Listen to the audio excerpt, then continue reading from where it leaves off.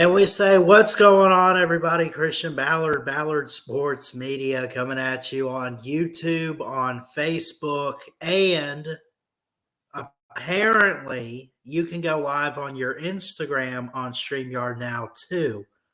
So, but having tech issues, tried to get the Ballard Sports, which, by the way, you can follow on Instagram, Ballard Sports 19 on Instagram. So what I did, I wanted to go live on that tonight. You could connect it, and I pretty much got it connected, but it's weird because there's like a weird process to it on StreamYard. I wasn't going to try to stay up all night trying to figure that out, but I went live on Instagram anyway. So thank you if you guys are followers on Instagram, looking at you here on the cell phone, and appreciate you guys watching. So we won't have the graphics or anything that we have on StreamYard on our Instagram feed, but you definitely hear the conversation that we have tonight as we discuss the SEC schedule for 2024. Of course, we know that Texas and OU are set to join next year. In fact, they're supposed to join in July for next season. I want to go ahead and pull up the schedule, though. This is at least the opponents, but they did come out with the schedules, and I could not find a picture of it, surprisingly. But I had saw, at least without getting individual schedules, I thought they had released one for the whole big picture, right? But I guess not. But I do want to look at some teams. We'll drop the StreamYard link. And we can get some. Joey Foster, what's Instagram? He might not be kidding. What's Instagram? Is that another YouTube channel asking for a friend? No, it's. No. We're live on Facebook, live on YouTube. And you can't see the StreamYard necessarily on the Instagram feed, but I've never gone live on my Instagram for Ballard Sports 19. Joey says he's kidding, by the way, about the Instagram. So, but we do want to talk about the 2024 schedule for the SEC. I'm excited. I am not a big fan of conference realignment, but I've gotten used to it. It's what we have. It's the norm. And by the way, I am curious as to how BYU, Cincinnati, Houston, and let me get this right, UCF with Gus Malzahn, how did they fare this year in the Big 12? Well, I think at least one of them, at least for UCF and Gus Malzahn, they are in a bowl game. So that's pretty good for their first year in the Power 5, right? I have to give them credit.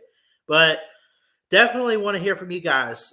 I would suggest if you're watching on Instagram, go to YouTube, type up Ballard Sports Media, and if you want your voice to be heard on the show tonight, I would suggest that you go to YouTube, go to Facebook, Ballard Sports Media, find the live stream, and then click the StreamYard link and go from there.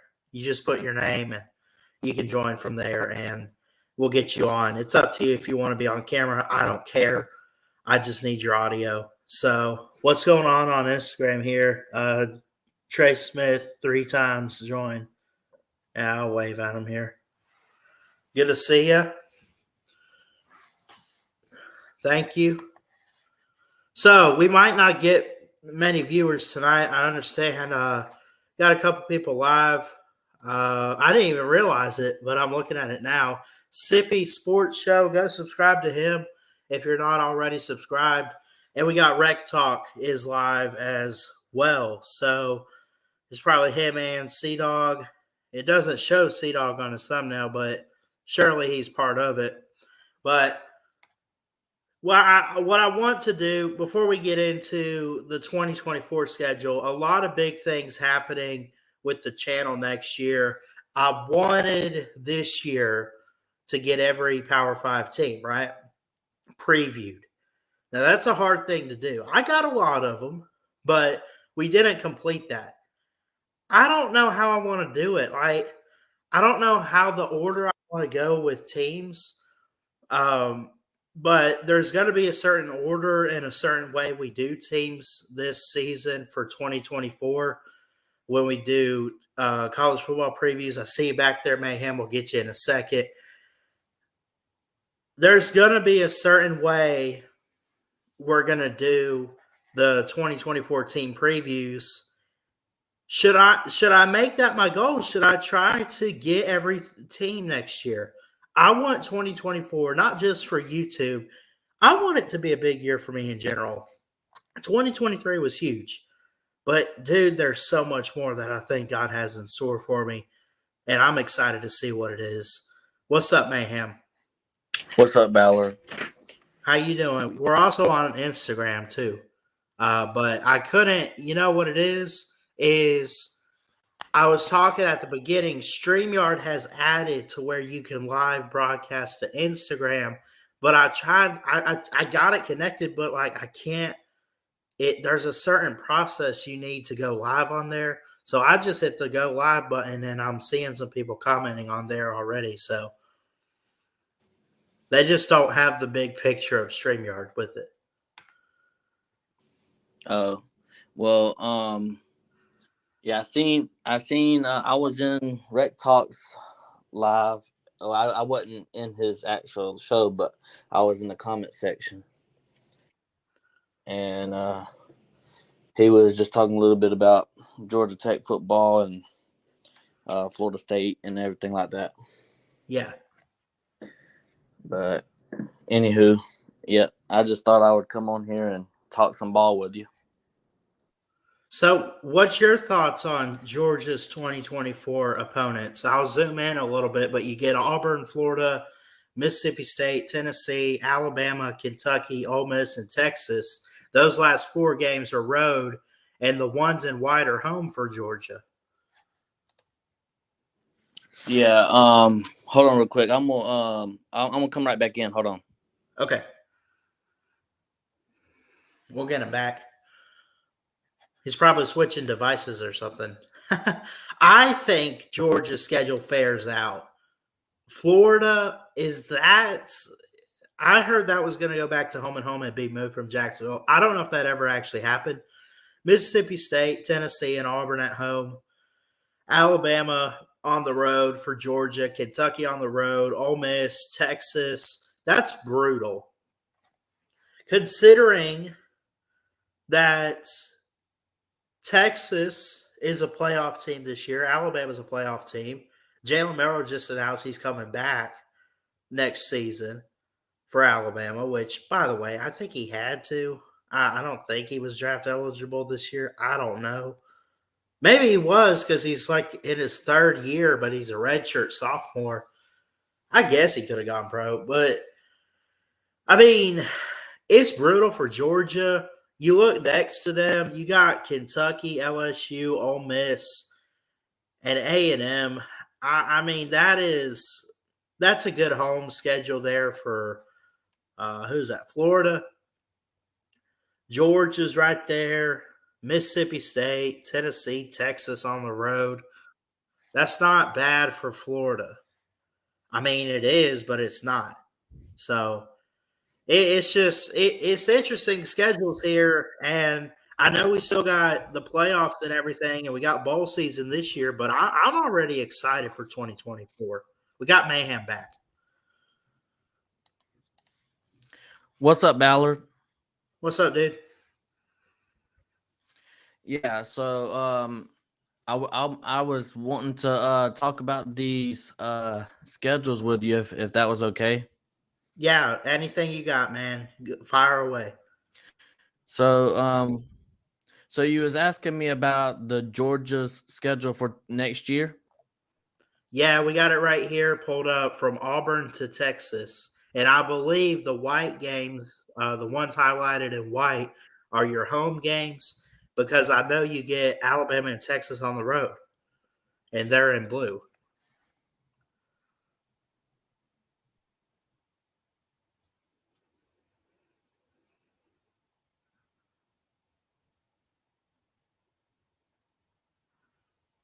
Is it frozen or did Mayhem?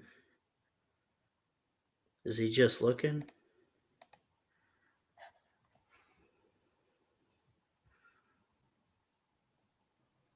There we go. Can you hear He's me? yeah, I hear you. Sorry about that. So basically, how I feel about this schedule is, well, can't say we have an easy schedule. I know a lot of people want to talk about Georgia having an easy schedule for the last, umpteen years. What, but anyway, Alabama and Texas away. We also, we played Tennessee and Auburn, which I think they're going to be really talented teams. We do have easy teams in Florida, Mississippi State, and Kentucky, but we have to go on the road to Kroger Field. Got to play Ole Miss on the road, so it's not what you would call your easy schedule, and we got to start open with Clemson. So How are you reading the schedule? How do you know what's home and away? So it tells us at the bottom. It Oh, okay. should actually. It tells us on the sides, but I knew like looking at it. So anything in white is home. Anything in blue is away. So like Oh, you okay. look at Alabama's here. We host the Iron Bowl, Georgia, Missouri, and South Carolina. It's interesting to me that outside of Tennessee, the East teams. I know divisions are going away, but it's interesting to me that we host three of them. Well, scroll out a little bit though, just so I can see the rest of the schedule because I'm looking at it, and you have LSU, Oklahoma, Tennessee away.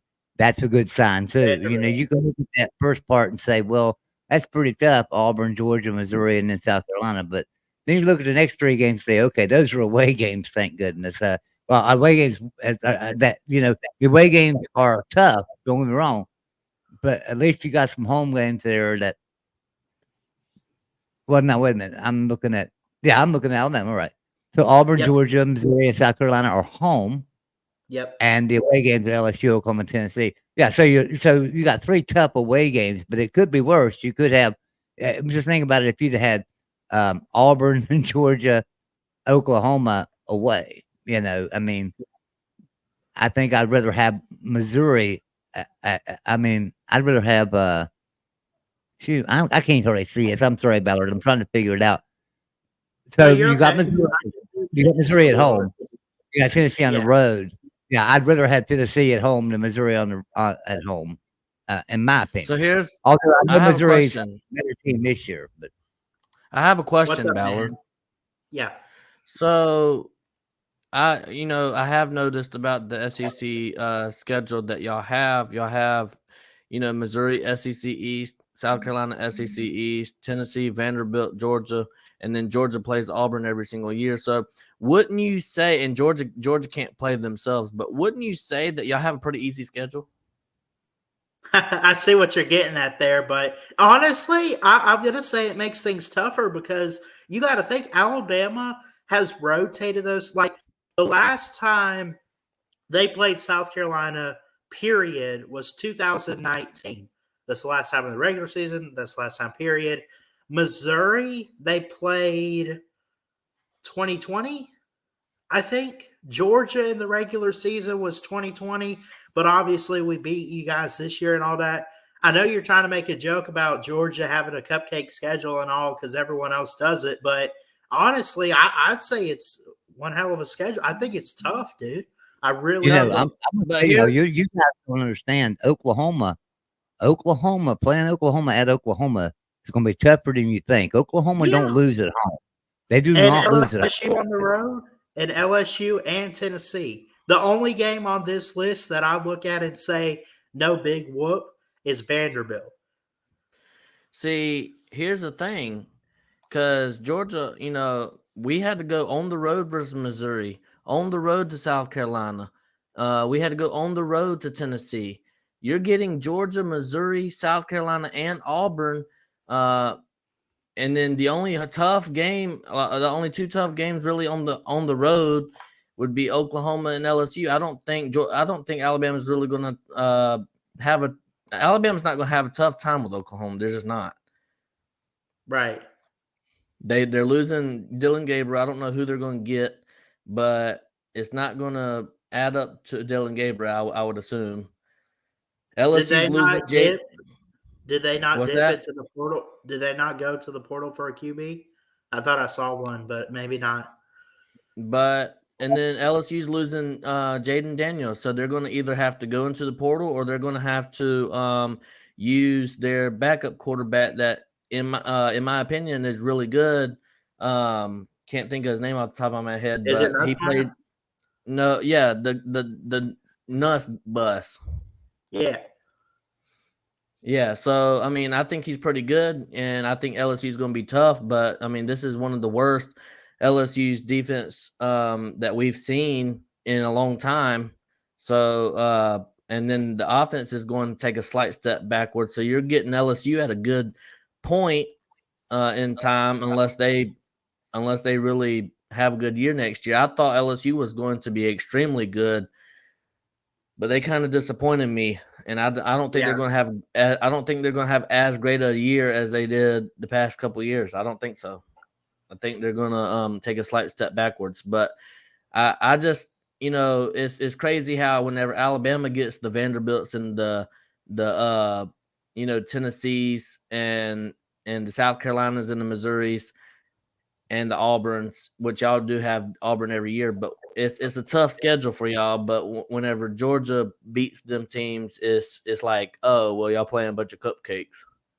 I think it's, though, like I had mentioned, you got to think they're not used to Missouri every year. They're not used to South Carolina. You mentioned Auburn. I mean, Auburn's tough, even at Tuscaloosa sometimes. But, I mean, I think it's Georgia just plays those teams on a consistent and regular basis. And then you look at Alabama, whereas they just play the SEC West. Notice this. They don't have every SEC team.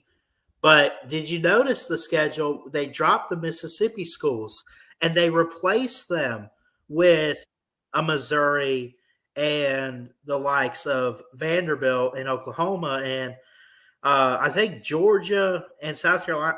I know South Carolina was originally on the schedule before this craziness happened, but I don't know. Is Georgia added on or were they already on there? Do you know, Mayhem?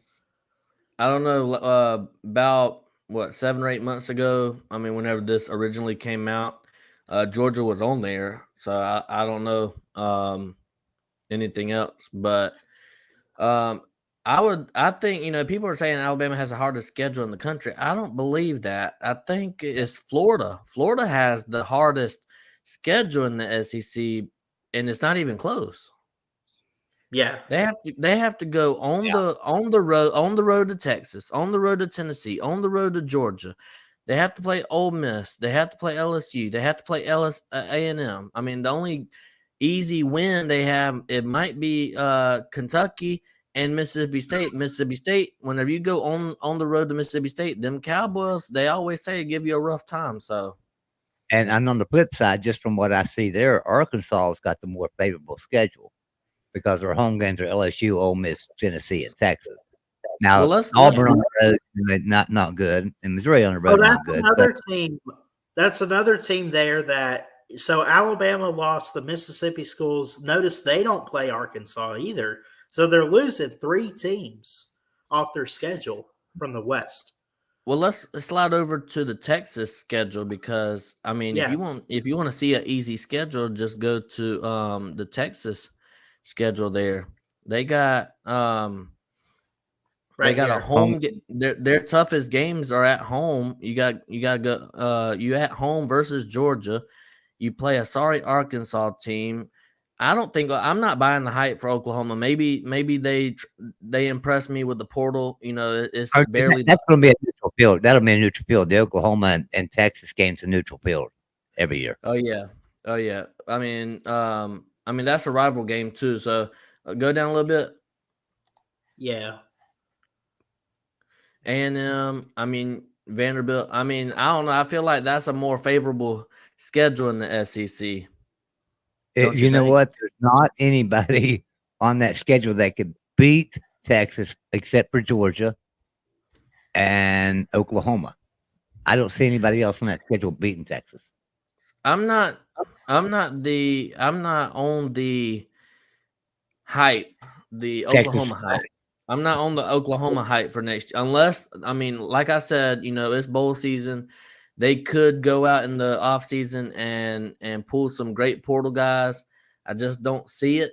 Um, I was a believer this past season. They went 10-2. I mean, I think I don't know. I don't think they're going to be all that. I think Texas has a Oklahoma's, higher ceiling. Oklahoma's a young team, though. They Yeah, are. but I mean, So they're not going to lose a lot of players. They're bringing a lot of that 10-2 team back, as is Texas. So I mean, Texas is going to lose a couple of their wide receivers. I would assume they're going to lose A.D. Mitchell. They already lost too, by the way. Malik Murphy's transferring. but man, Yeah. they lost the quarterback today. And transfer. I'm hearing that if Carson Beck does transfer, which I do not think he is, by the way, I don't think he's I mean not transferring, but I don't think he's going to NFL, right? But I'm hearing if he does decide to go to NFL, that Malik Murphy, we're going after him hard. Yeah. Let's see. Max Todd had a question. I don't think I highlighted this one yet. This is from YouTube. Sorry, my cat cut me off. LOL. Georgia only has one home game in the first 5 weeks. What is the deal with that? I don't know. I'm looking at their schedule though. And within the first 5 weeks, actually, he's right. Now they get their bye week at week 4 before they go to Tuscaloosa.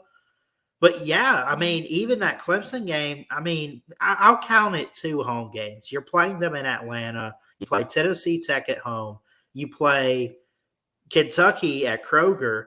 So, and then you get your first bye, and then you get Alabama in Tuscaloosa, Alabama. So, like, what do y'all understand that? And do you think it's fair to Georgia? And like, what could happen next year with that type of schedule? You guys think? Let's start with Mayhem. I mean, I don't know what the big whoop is about. I mean, most teams. Let's look at Alabama's schedule here for 2024. 1, 2. I mean, they play Wisconsin on the road week 3, but y'all. I mean, in the first 5 weeks, you get a bye week there, and then you only have one away game in the first 5 weeks. So, I mean, big whoop. I mean, I don't really see One a away big game or one issue.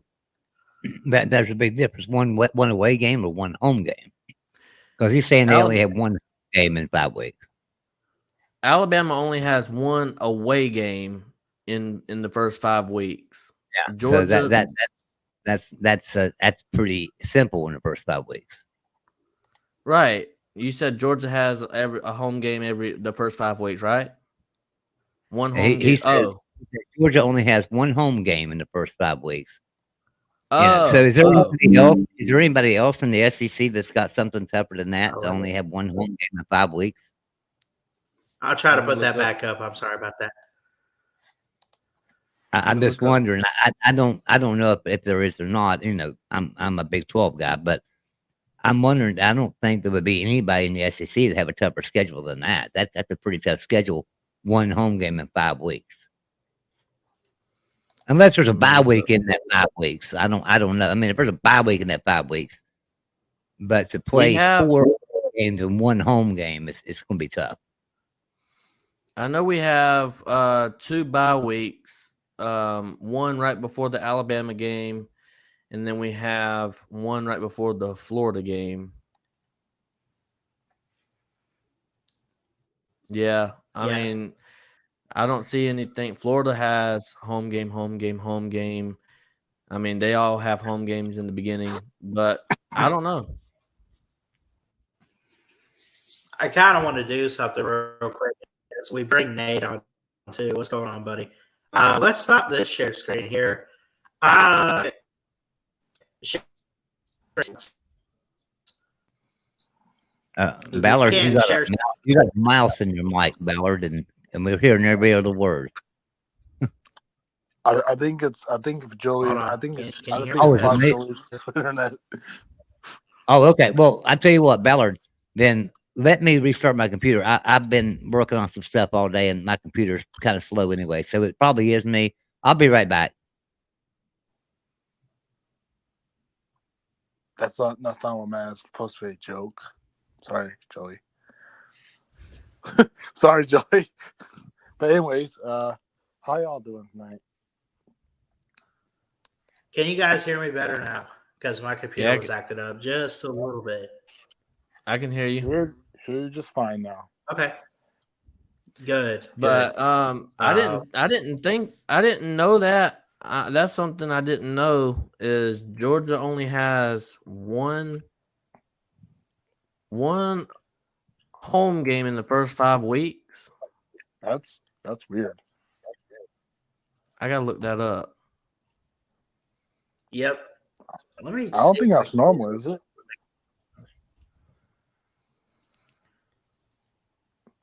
I don't think that's normal for a schedule. We open up with the Clemson Tigers in the Mercedes-Benz. Then we play Tennessee Tech in Athens. We go at Kroger Field, Kentucky, at Bryant-Denny, but we do have a bye week there. And then we play Auburn at home. So the first 5 weeks, 1, 2, 3, 4, 5. I mean, we do have the bye week right there. So, I mean, yeah, it is the first 5 weeks, and then we do have one away game and one neutral site and one. I don't think there's really. I don't see a problem with it. Not really. I don't. We have two away games, one neutral site, and then Sanford Stadium, and then we have a bye week there. So that's pretty much like a home game, I guess. Yeah. So what I wanted to do before Joey had to reset his computer or whatever, but I mean he could give his thoughts on this too. Wow. I did not highlight. Oh, Mayhem, you have control still, don't you? Sorry. No, you're good. I'll read it. Auburn has 5 games at home to start the season. Unbelievable. I guess crying does pay off. It's not fair. Not fair. It's not fair. For anyone that doesn't get that, by the way, notice that the Georgia games now played in like September or October for the Deep South's oldest rivalry in Auburn. They cried because it was unfair that they had in a 2 or 3 week span. Auburn had Georgia and Alabama. So now, hey, I gotta tell y'all something. Yeah. Uh-oh. All right, you think Georgia's schedule's bad, right? Uh-huh. I know this is not. No, I'm talking about just hear me out. Hear me just in general, I guess. Just hear me out, right? Mm-hmm. So Clemson football, right? Right. They play Georgia neutral site. Okay, then they have 1, 2, 3, 4, 5, 6, 7 weeks in a row at home. Wow. Clemson, 7 weeks. They play Appalachian State, Citadel, South Carolina. Wait, that ain't right. That can't be right. Because they play South Carolina at the end of the year. They must have not released this yet, huh? Oh, that's true. Yeah. No, because I'm looking at their schedule on FBSschedules.com, and they've only announced 4 dates, so we still don't know. But I still look at this and say that's a lot of home games. Yeah, I mean, you got half your schedule, more than half your schedule, so. Yeah, 7 home games plus a neutral site game. I mean, the only away games that you have is at Florida State, at Pitt, and at Virginia and at Wake Forest. Wake Forest is an easy win. Virginia is an easy win. Pitt's an easy win. Florida State's going to be an easy win. I mean, Yeah. I don't know. I don't know. Ever since what's that guy from Spartanburg? Tyler? Tyler, Yeah, I think so. Ever since he called out Dabo's been undefeated, right? Yep. Oh, that's true. I think. When Yeah, I did think he so. call in? What game? It I was think right. It was right before the because didn't they beat Notre Dame? It was Was right it before Notre the Dame? yeah, I think it was the I Notre think Dame so, game. yeah. Right before that. He And is then he's undefeated. He's 4-0. And Yeah. they got to play Kentucky on December 29th. Tyler owes an apology. Well, he already did, but basically. That's crazy. I'm gonna go out on a limb, and I don't know anybody that's playing for Clemson next year, with the portals and everything. Right. But I'm gonna go ahead and buy some stock for Clemson. They might just go 11-1 next year. I mean, I I'll don't keep know. picking that. Here's the thing. I don't think we should count out Dabo Swinney because I Right. still think he's a good coach. I think that his coordinators are young and he's still got to figure some stuff out with Garrett Riley and company. And I think who's the DC is like Wes Goodwin or whoever. So and they're recruiting greatly right now. They have young talent. They've played some freshmen on defense. They have a young offensive line. Cade Klubnik's going to be back next year. So I'm with Mayhem here. I don't think we should count out Dabo Swinney in 2024. Now, do they win the opener over Georgia? Probably not. But, I mean, let's look at the rest of their schedule here and just call a spade a spade. They have it set up pretty fairly. Yeah. Now, I mean, I look will at say this. Let me run through this. Now, all of these dates have not necessarily been announced. I would be careful with these games. App State loves to pull upsets. The I Citadel, don't want to hear about it. whatever. I'll blow a raspberry at that. South Carolina is a rivalry game. Louisville's looking pretty good right now, at least this year. NC State, Yeah, could be no up and comment. down. Stanford, Virginia. The only concerns are like Louisville, Florida State, and Georgia, honestly, and South Carolina. I mean, that's like 4 games. There you go, Joey. Joey. I'm sorry. Yeah. So I guess whoops. Hold on there. So I guess it was my computer because I when I went to restart it, it told me I had an update. So It's okay. my computer really running bad. Sorry, Christian. I thought it was you. No, you're good. Let me ask you a question. Well, first off, I've got to ask you, Ballard. I can remember, back Alabama losing to Texas, and then the whole season, all the Alabama fans, it's all I heard from every Alabama fan I talked to was, he loses another game, Nick Saban should be fired. Nick Saban has lost it. That's all I've heard all year long. Nick Saban has lost it, and now he's in the playoffs. What are the Alabama fans saying now? Give them a raise. Because they've all disappeared from me. And I'm sitting there going, what are y'all talking about? Y'all lost one game. Yeah. To a good team. Yeah. Well, that's just to a great team. Well, that's exactly what Georgia fans are doing now. I mean, we lose one game out of the last 40 something out of the last 40 something games, and then everybody's wanting to jump off a cliff because we lost, and then we're losing all these we're losing all these guys to the transfer portal. But guess what? They don't realize that we're about to sign the number 1 class in the nation. Yeah. And we're about to get some 4 and 5 stars out of the portal. I mean, we gotta make. I mean, right now I think we need to get rid of like 12 more players in order to get some more players from the portal. That transfer portal thing is so deceptive because I'm hearing it from West Virginia people too. They're telling me, "Oh my God, we've lost 12 to the transfer portal." Yeah. No, we lost 1 to the transfer portal. We lost 11 others that never even seen the field. You know, they Yeah. seldom even on the field. What are you talking about? We might have 12 in the transfer portal, but everybody looks at that transfer portal number and say, "Oh, they're not going to be any good next year." They It don't know really, that. it really doesn't have a lot to do with it because most of the people that are transferring for playing time, right? Yeah. And that's on every team, including Georgia, including Alabama. You know, it ain't the players that are starting on the field that are transferring.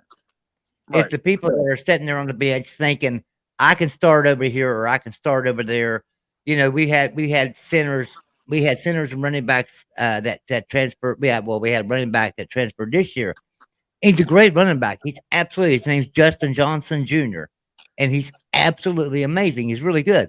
Problem is he was third in the depth chart because we've got 2 better running backs with more experience. And I don't blame them for transferring because these guys are young. They're sophomores, so they're going to be there for a few years, you know. And so I don't blame him for transferring. And people look at it and say, well, we lost Justin Johnson Jr. Well, he was the third string, and he should go somewhere else and play. He's not going to see the field That's at West like Virginia. that's like I remember. I think it was last year, and I want to say he's not starting anywhere. I thought he went to TCU because Alabama had this 5-star running back from a couple years back. I'm talking he was pre-COVID. Trey Sanders. Do y'all remember that name? He got a little bit of playing time, but after the 2021 loss to Georgia in the title game, after that he left. He entered the portal. A couple weeks later, he goes to TCU. And Bama fan. Here's the thing, and this is what I'm fixing to go off on: is those fans that get so uppity, just irate, and we lost a player, we're done, or kind of like what Joey was trying to talk about, like we lost our running back room or whatever. He was just going off on. No, we lost one player. We didn't lose our whole roster. Right. We didn't lose the whole team. We did and people. Here's the thing, man. I got so upset. I got butthurt years ago before I started YouTube when Jalen Hurts transferred from Alabama. I'll admit I cried. But I'll tell you why, though. That player had significance to the team. You got people getting upset over losing players that were never going to see the field. So, like, the transfer portal is maybe it's good for college football, but I'll tell you what, there's some fans that get kind of PO'd about it, We got a saying in West Virginia, and I don't know how true it holds today, really. But once a mountaineer, always a mountaineer, right? You play for once you're a mountaineer, you're always a mountaineer. But I've got a new saying anymore. It's like once you're a mountaineer, then you're a rice owl. So it's like rice owl. you can't make it on the field in Morgantown. Let's think about it. We'll talk about JT for a second. Couldn't make it at USC. Couldn't make it at Georgia. Couldn't make it at West Virginia. Goes to Rice. And that's just the transfer portal these days, guys. We got 5-star players being shuffled around. We got 4-star players being shuffled around. And it's not that they're not real good. The problem is there's players on the team that are better than them, and they might just be 3-stars. In our case, with JT, it was a 3-star. In Garrett Green, we got 2 4-stars sitting on the bench and a 3-star starting the games, and a 5-star we put out of here. Right? We set him on the bench halfway through the season last year, a 5-star. Mm-hmm. So everybody gets hung up on these stars and things. Listen, it's development. It's development. And with the transfer portal today, it's going to be really hard to develop players. And what people are going to be looking at is which teams develop players best. West Virginia is very well known. We've got a great strength coach in developing players. Georgia's the same way. Alabama's the same way. Guess what? The players that are there for the first year or two, and they're not getting playing time because they're not good enough, they're going to transfer out.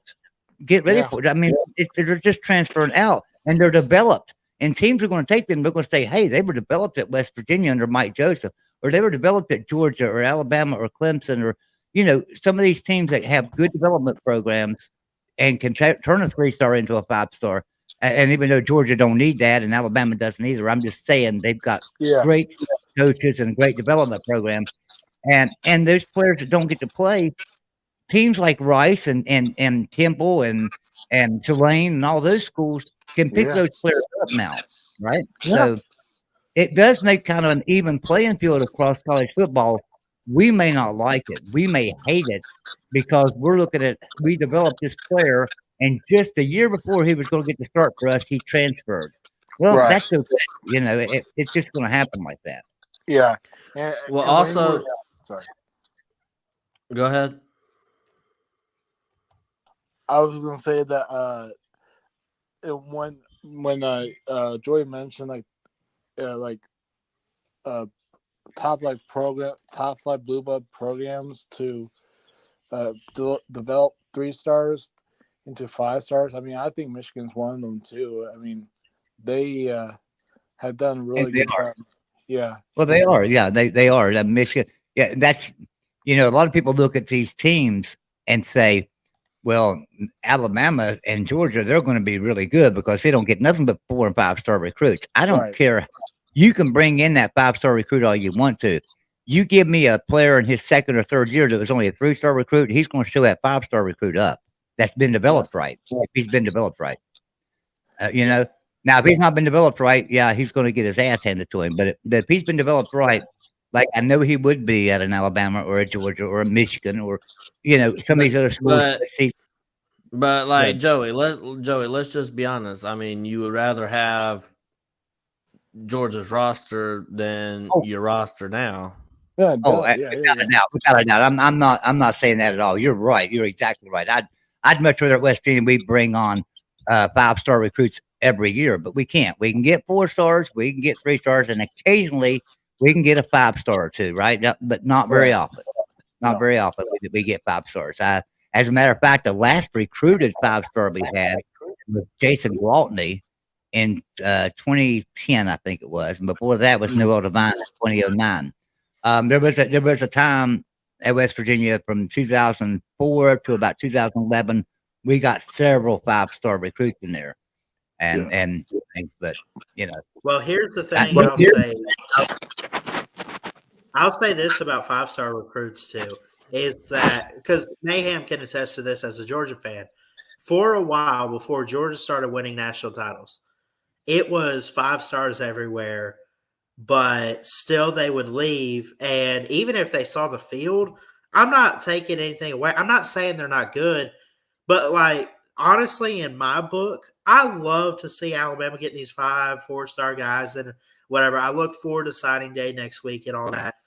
But honestly, at this point, it don't mean diddly dack squat what their star rating is because you got to put it on the field. You could get a 5-star. If he doesn't put it on the field and put it in practice, what good is it?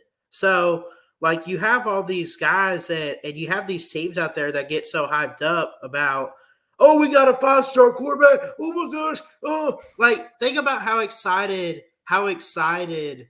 Texas might have been when they got Quinn Ewers, like last year before, whatever it was. Yeah. Where was he before that? Someone remember me. Oh, Ohio State. But what was he doing? He was mopping up spills in the locker room. I mean, come on. And you bring up a great point because I can remember when JT Daniels transferred to West Virginia. Every fan was excited, right? I mean, we were, as would be any team in the country to have gotten JT Daniels, right? I mean, let's face it, he started at USC, he started at Georgia, got benched both places, but people looked at USC and Georgia and thought, I wouldn't say he got benched at Georgia per se. I would say that he got replaced, and then Stetson Bennett was just winning. So I mean, of course, if you're winning, I mean, your coach ain't going to put you back on the bench for somebody that's not proven. So right. I wouldn't.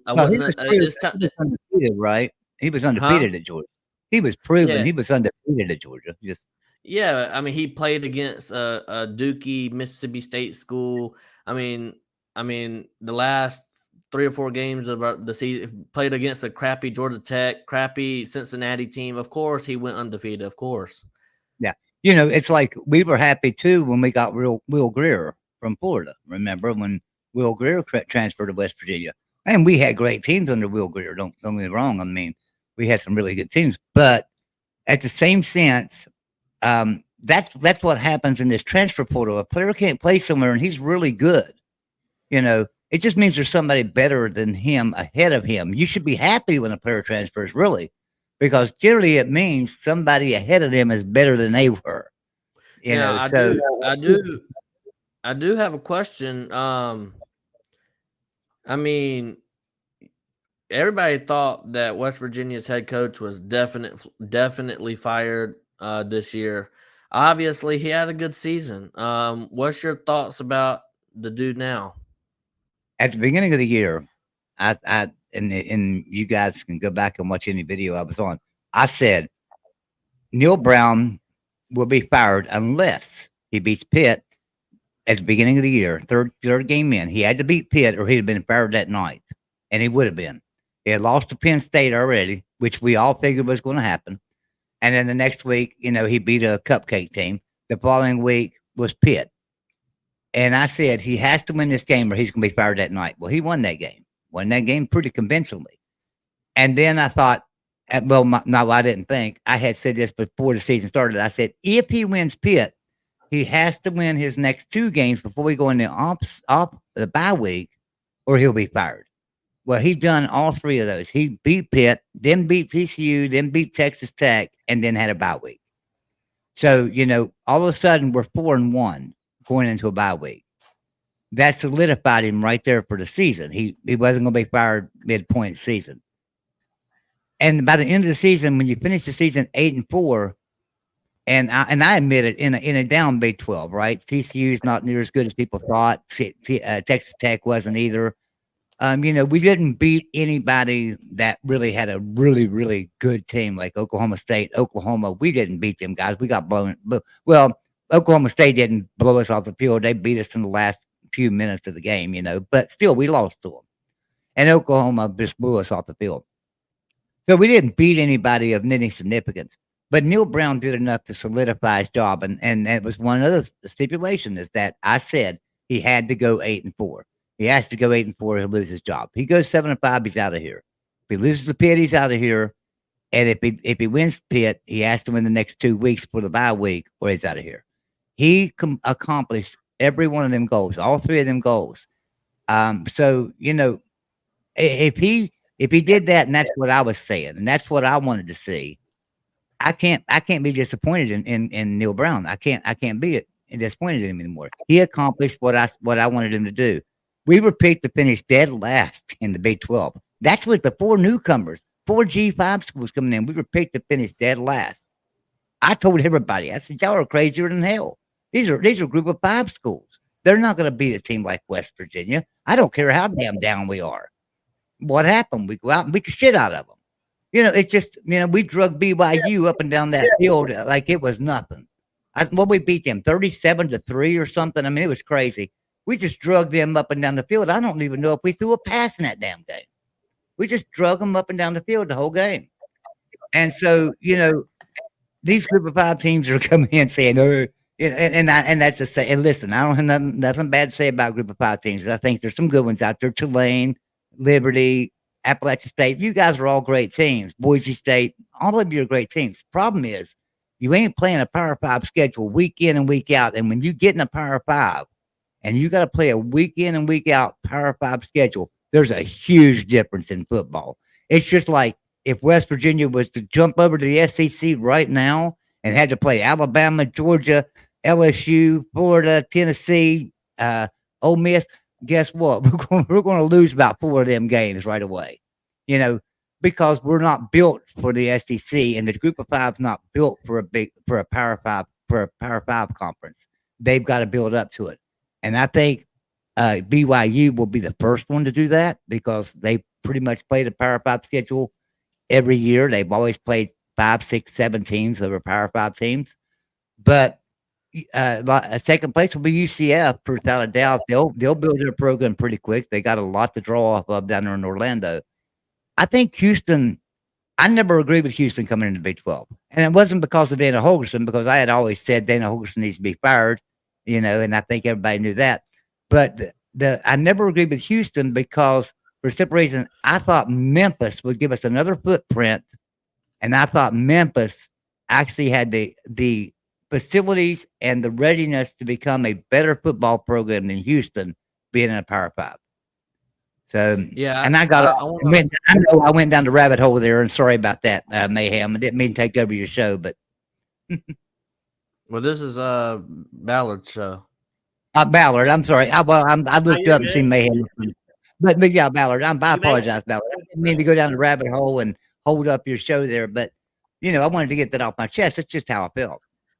Yeah, I also go ahead, Mayhem. Also, the godfather of the SEC, he said FSU is not playing the bowl game. Yes, they are playing the bowl game, because literally just 2 hours ago, Florida State standout cornerback declares for the 2024 draft will play in Orange Bowl. So that was just 2 hours ago. Jerrion Jones, the Mississippi native, really good cornerback there. He said he's playing in the bowl game, so obviously I think that's pretty much fake news there. I think FSU is playing in the bowl game. Speaking I'd like to of Florida address a question. Oh, I'm sorry, Ballard. No, what's your question, real quick? I wanted to address a comment. He says, Max Todd says, "How about Bama hiring that coach from Michigan this week? Jim Harbaugh is banging his head on the desk." All right, well, See if I want to know why anybody, and I'm serious, until all this stuff gets settled with Michigan and knowing who did what, why would anybody hire anybody from Michigan? That's my question. I saw that, and I kind of had the same approach. Like, I know it's not Connor Stallions. I know Jim Harbaugh's not our head, but why? Like, you're just bringing drama to Tuscaloosa with what you're doing there, Nick. I mean, hopefully honestly, nothing comes of it, right? Hopefully nothing comes up with that coach. Now, I hope something comes of it for Michigan. I don't think they should be in the playoffs this year. I think the NCAA, they want to step in and take their boundaries like they tried to do against the West Virginia player this year, and we just won that court ruling that opened up transfer portal again. So I mean, they want to shut stuff like that down, but let people get away with stealing signs from other teams and actually filming it, illegally against every rule in the book. Unethical. Not only that, it's just unethical. I don't think Michigan should be in the playoffs this year, because I think they're going to end up having to vacate some victories. And if they win a national championship, what are we going to do? We're just going to. That's a really big reason. That is a huge reason why they didn't put Florida State in the top 4 this year. That is a really big reason. I mean, if they would have put Florida State there, that would have been like giving Michigan a bye week into a national championship, and they didn't want that. And that's just how I feel. And I think that I don't think it'll happen, but if Florida State should go and beat Georgia, I think they should claim a national championship. I mean, hell, if UCF can do it, Florida State can do it, right? So I think they should claim it. And then what happens if Michigan actually wins the national championship and has to vacate victories, and Florida State has won their bowl game? But what about Joey? You're a West Virginia fan. I want to ask you about this, okay? Because I was not alive in 1993, and I'm hearing this all over the interwebs and stuff about West Virginia. What was 11-0 undefeated. Big East champions. They beat Notre Dame. No, it was Florida State had one loss, and Notre Dame only had one loss, but Notre Dame had beaten Florida State that year, and then so Notre Dame and West Virginia both got snubbed in the national championship that year. Number 1 versus number 2, Nebraska versus Florida State in the Orange Bowl. Can you tell us a little bit about that? Nebraska was undefeated in number 1. West Virginia had one loss and was number 2. And the thing about it is they chose Florida State that year, and who knows why they chose Florida State to play in the national championship. I really can't figure that out to this day, because West Virginia Notre Dame was number one, and Notre Dame got beat by Boston College. The week before, that same week, well, the same week that they lost, that Notre Dame lost to Boston College, West Virginia beat Penn State like a drum. It was 35-3 at halftime. West Virginia just destroyed Penn State.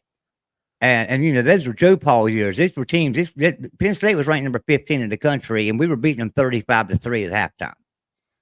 So, and then Boston College comes in after beating the number one Notre Dame team. We go to Boston College. We had to go to Boston College that year and play Boston College, and we beat them. And it was a good game. It was a back and forth game, but we ended up beating them. And so Boston College was ranked, I think, number 5 in the country that year. I think after beating Notre Dame, who was number 1, they moved up to number 5. West Virginia moved up to number 3 at the time, I believe. Then they beat Boston College and moved to number 2. Nebraska jumped to number 1. It should have been West Virginia and Nebraska in the national championship, but there was a controversy. It was an Orange Bowl game that year, and somehow West Virginia wasn't going to be tied into that Orange Bowl, because they had bowl tie-ins back then. Remember, every conference had their bowl tie-ins and stuff.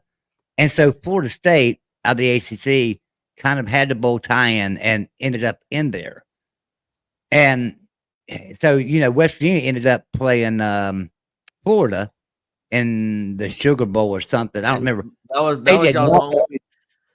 the only loss y'all had that year. Right. They did not want to be there. West Virginia did not want to be at that bowl. They wanted to be playing Nebraska. And I mean, every player went to that game saying we need to playing Nebraska on this field right now for the national championship, including the coaches. So their heads wasn't in that game, and they got their ass handed to them by Florida. But I'm not saying that Florida wouldn't have beat us if we had our head in the game. I'm just saying that, you know, they beat the shit out of us. So you look back all through the years. I've been watching college football since the 1970s, right? I'm a lot older than you guys. So I've been watching college football since the 1970s. We've always had this, always. You know, I hear it all the time about West Virginia is the 15th winningest program in college football history. And everybody's always like, but they didn't play anybody. What do you mean they didn't play anybody? Back in the 70s, 80s, and 90s, there weren't 9 or 10 bowl games. And West Virginia went to a bowl nearly every single year. I think I can think of 2 years we didn't go to a bowl game in 20 years. And there wasn't but 9 or 10 bowl games. So don't tell me West Virginia is not a good program. It's just, but yeah, you're right. I done jumped down that rabbit hole again. I'm sorry, guys. Can I ask a question about there too? Because I'm actually looking, and I know you don't always trust Wikipedia, but I've heard it's pretty accurate with college football stuff. That year in 1990, this was the 93 season we're talking about, right? No. Okay. So I'm looking at what was the final AP poll. Florida State, I guess they won the championship that year. They're above Notre Dame, Nebraska. Do you agree, Joey? You go all the way down this list. West Virginia ended up at 7. Is that accurate for where they should have finished? No, they should have finished in the top 5 that year. They really should have. You have teams. You have the thing about Auburn. Yeah, you got Auburn and Florida and Wisconsin, the next 3 teams ahead of you. Well, Ballard, remember, Ballard, in that year, from the research I did, West Virginia was undefeated. They should have been in the national championship or the Orange Bowl or whatever that year. They got snubbed, just like Florida State. I mean, this is. I mean, people like, it's one thing it's one thing I get, like, if a team gets snubbed from a title, but to have them ranked, and anyone would kill to have that ranking. But for West Virginia, that seems awfully low and piss poor. I mean, people always cry and be like, well, the BCS worked better than the playoffs. Let's go back to BCS. Well, if you go back to BCS, you're still going to have the same problems. Yeah, and that's that's the point I was trying to make is we've had this same problem since the 70s. When we only had 9 or 10 bowl games, it was always – so if you think about it, if you have 9 bowl games, which was a lot of years, we only had 9 bowl games, that's the top 18 teams. So you always had 19 and 20 and 21 and 20 up to 25 complaining. They should have been in the bowl game, right? So, we may not have playoffs, but then you had, okay, who's number one, who's number two, when a bunch of AP voters are voting on it and some computer is analyzing it, and you're going to combine the two polls, the coaches poll and the AP poll, to get who's winner. So in 1993, West Virginia was number one in the coaches poll, number two in the AP poll, and Nebraska was number one in the AP poll and number two in the coaches poll. So beyond a doubt, it should have been West Virginia and Nebraska, right? Both polls are lining up, but it just wasn't in the cards, and they ended up getting Florida State. So Florida State can try all they want to, and I agree with you, Florida State. You should have been in the playoffs this year, one way or the other, and maybe they should have just went ahead and implemented the 12-team playoff this year. And actually, they could have. You know what? Don't tell me they can't change things. Look at COVID year; they changed everything during the COVID year, including bowl games, and that was short notice. So don't tell me they can't say we're going to have a 16 playoff this year or an 18 playoff this year. And Florida State didn't have to cry then. Yeah, because they did it. They did it during the COVID years. So don't tell me they can't do it again. Right? That's how I feel. I want to hear from how you doing tonight, Waylon? This is Waylon. In case Joey and Mayhem aren't familiar with him, he's an Alabama guy. Mayhem knows me well. Who got snubbed in 1993? You're not doing your history. We're talking about a couple different teams, but Joey Foster here on the panel with us is a West Virginia guy. Right. I remember 93 too. Auburn's the one that got snubbed. It was. They have a case. It was Auburn lost the Iron Bowl that year. No, they didn't. They were 11-0. You sure? No, Auburn wasn't 11-0. In 93, they ended up number 4 and out. Maybe they were 11-0. And Terry Bowden was their head coach. I know exactly who was. Nebraska was 11-0. West Virginia was 11-0. Auburn was 11-0. But FSU was 10-1 and ended up getting into national championship. Right. Look who got snubbed. Whoa! Did they not even make the? So this was after the SEC championship started. I don't see a date for that on Auburn's schedule. I also did they even?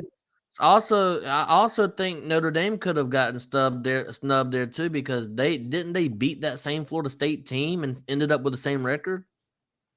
Waylon. Max just reminded us Auburn was on probation. I don't care what they were on. They can't get snubbed. They're on probation. Who said they were on probation? For what? For cheating, according to Max. I don't remember what it was about, but I do remember Auburn being on probation then. 1993, I was still an old man in 93. I don't remember him being on probation. I was too. I was an old man in 93 too. The same way as you.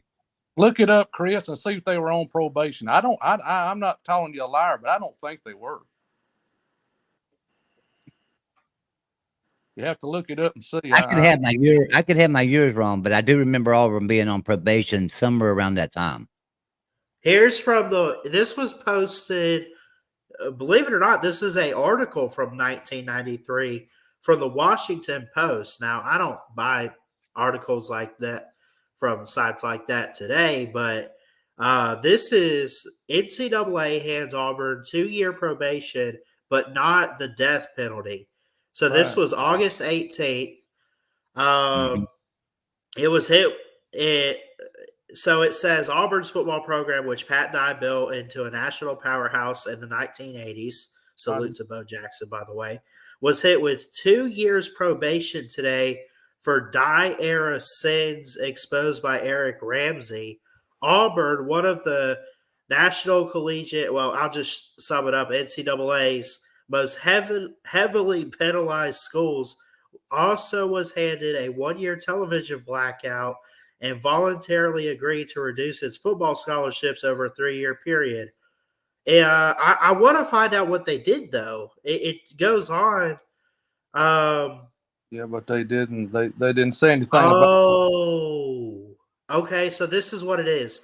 The university Auburn University accepted NCAA sanctions stemming from secret tape recordings made by Ramsey. Let me scroll back up. Oh, so Michigan's on the docket now. So now we've got Yeah, but something to go. they're not gonna get a death penalty for it today, but back Well, then that's just it, though. Auburn was held out of the national championship game in '93 for that very reason, right? Because they were 11-0. They so would have probably. were they going around trying to steal signs then? Is that what I was fixing to read about? I guess No. that's what you just said, didn't it? They let's read it again there and make sure. Let's see. 6 major violations. 3 involved giving cash payments to Ramsey. A 4th cited Dye's program for a lack of proper institutional control. The other 2, both new to the case and provided to the NCAA by Auburn itself, cited the school for allowing athletes to play without meeting all eligibility requirements and exceeding the number of permissible grants and aid. Okay. So there's a lot of stuff it looks like they did that they got they got rung up with. What about 2011? I remember 2011. What about 2011 when it had 2 SEC teams in the national championship that year? Oh, with LSU and Bama, right? And then they left out Oklahoma State. They left out Oklahoma State. Was Oklahoma State undefeated? Weren't they undefeated? No, they had 1 loss, but still, I mean, I know the Big 12 didn't have championship games back then, but still, I mean, you're a 1-loss team from a different conference. I mean, yeah, in 2011 they had a championship game. In 2011, they wouldn't have had them from 12 on. Right, 2011 they had a championship game, but what I'm saying is LSU and Alabama were both in that championship game that year. And LSU lost 20-0, I think. If I'm not mistaken. 21-0. I got it pulled up. LSU was 13-0. I think the thing that should have happened, I don't know who else should have been in there, but Alabama got in 11-1. They did not win their conference, and there was no playoff. So it's not like they won in the first round or anything. They literally had, they literally just put Alabama in there. So all I'm trying to say is people acting like, Florida State getting left out of the playoffs is some tragedy. I mean, it's happened in years past. I mean, you had in 2004, you had 3 teams that were undefeated, and Auburn got left out that year. I mean, it just happens. It won't And happen. that's the problem. That was the problem back then, and it's the problem today. There is no happy medium, and I know we all think that the 12-team playoff is going to be good, but guess what? There's going to be a lot of years that the team number 13 is only going to have 1 loss or something, and they're going to be really, really good, and they're not going to get in the playoffs, and everybody's going to say that team should have got in. And it's just going to happen like that because you're going to have maybe some years, believe it or not, you're going to have a 2-loss Alabama or a 2-loss Georgia team get into playoffs because they're going to get in as number 11 or number 12 in the nation. Then a 1-loss, maybe even a few 1-loss teams behind them from other conferences, So there's still going to be a dispute. I don't care how you look at it. There's going to be disputes in college football, no matter how you work it out, until you have maybe a 64-team playoff, and then But maybe I was thinking about this, right? And I came up with so if they do what they say they're going to do, if you win your championship, you're automatically in. If you win your conference championship, you're a shoe-in. That no ifs, ands, or buts. And I just believe if you're a 1-loss team in any conference, you should win your conference. And if you don't win your conference, you'll probably be in that. I don't think a 1-loss team is going to get snubbed out unless it's like if you have like maybe 2 or 3 group of 5 teams that only have 1 loss. But I really don't see a place where a team only has 1 loss and gets left out in the Power 5 and in a 12-team format. Well, I'm not saying it's going to happen every year. I'm just saying it's going to happen though. Mark my words, it's going to happen. Maybe even year one next year, there's going to be some complaints, possibly from the 13th or 14th place team. Even if they've got 2 losses, they might be saying, "Well, we played a tougher schedule than that 1-loss team did." You know, we had Alabama, Georgia, and Texas on our schedule, and they were all in a row. So and they were all away. So we lost 2 of those, and y'all are penalizing us. It's going to happen, guys, at some point. Point being, to sum it up, is it doesn't matter if you had a playoff bracket of all 130 FBS teams. Somebody is going to get their feelings hurt, and somebody going to be ticked off. I mean, come on, like no matter even what. Even if you have 130 something playoff team, then it's going to be the refs' fault. It's going to be the refs' fault. The FCS is going to be mad, even though they got their own playoff format. Like, get over yourself. I'm gonna be honest with you. I am glad that the Group of 5 is going to be included in the playoffs. I am glad about that because of the simple fact that Group of 5 has went years and years and years without, having their own championship game. So I am glad that they're going to be able to be included into this playoff thing. Yeah, it will be good. But I've always, when they announced all this about the conference champions will be in, I always thought, and this was my opinion, in the Power 5 conference, if you get to play in the conference championship, you should be in the playoffs. Now we've only got 4 conferences now, four Power 5 conferences, right? Because Pac-12 is gonna be gone. But so now you could have 8 teams, and you could have the first and second place team in each conference in there at 8 with them 8 teams, and then randomly choose the other 4 from Group of 5 and the better, and maybe another couple of Power 5 teams. I don't think the Pac-12 would be completely gone. I think they'll merge with like the Mountain West or something like that. And you know what? They got autonomy, right? That's what this means, is their autonomy. They're not really a Group of 5. They're a group of autonomy conferences. So they rule. So anybody that Pac-12 brings in is automatically a Power 5 team, unless the other Power 5 conferences vote them out, and that's not happened, and it's not looking like it's going to happen. So, yes, you're right. The Mountain West could merge with the Pac-12 and make a conference, and it would be a Power 5 conference. They could govern it as a Power 5 conference. I mean, look at the Big 12. Half of the Big 12 is Group of 5. I mean, pretty much.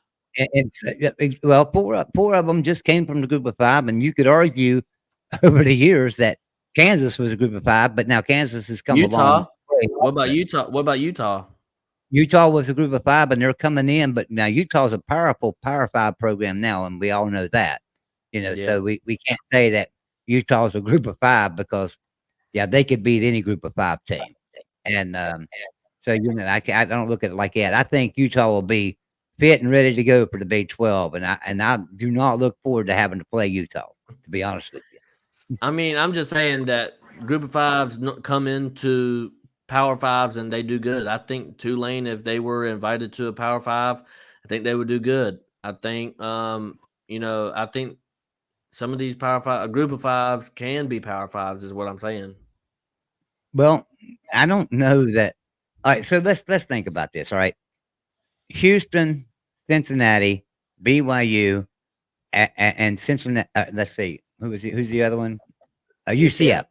They were the 4 best Group of 5 teams out there, without a doubt. Everybody admitted it. Everybody knew it. A lot of times you would say Cincinnati needs to be in playoffs, and they were. What was their 2017 UCF? Everybody hollered they should have been in playoffs. They claimed a national championship. They were good. All right. The problem is you brought these teams into a Power 5 conference, and how they do this year. Anybody want to look up their schedules? I got it pulled up right here. I can remember all 4 of them finishing at the bottom of this conference, and I'm talking very bottom. I'm looking at it here too. By the way, I think UCF going 6-6 is not bad, but then you look at No, Houston 4-8. BYU was one game shy of bowl eligibility at 5-7. Cincinnati's really the worst of the bunch of those four, and they went 3-9. But then again, they lost their head coach and they got stuck with Scott Satterfield, which I don't know if he's really worth his salt or anything in college football, if I'm just being honest. But Who? um, Scott Satterfield, he used to be at Louisville, remember? He's at Cincinnati.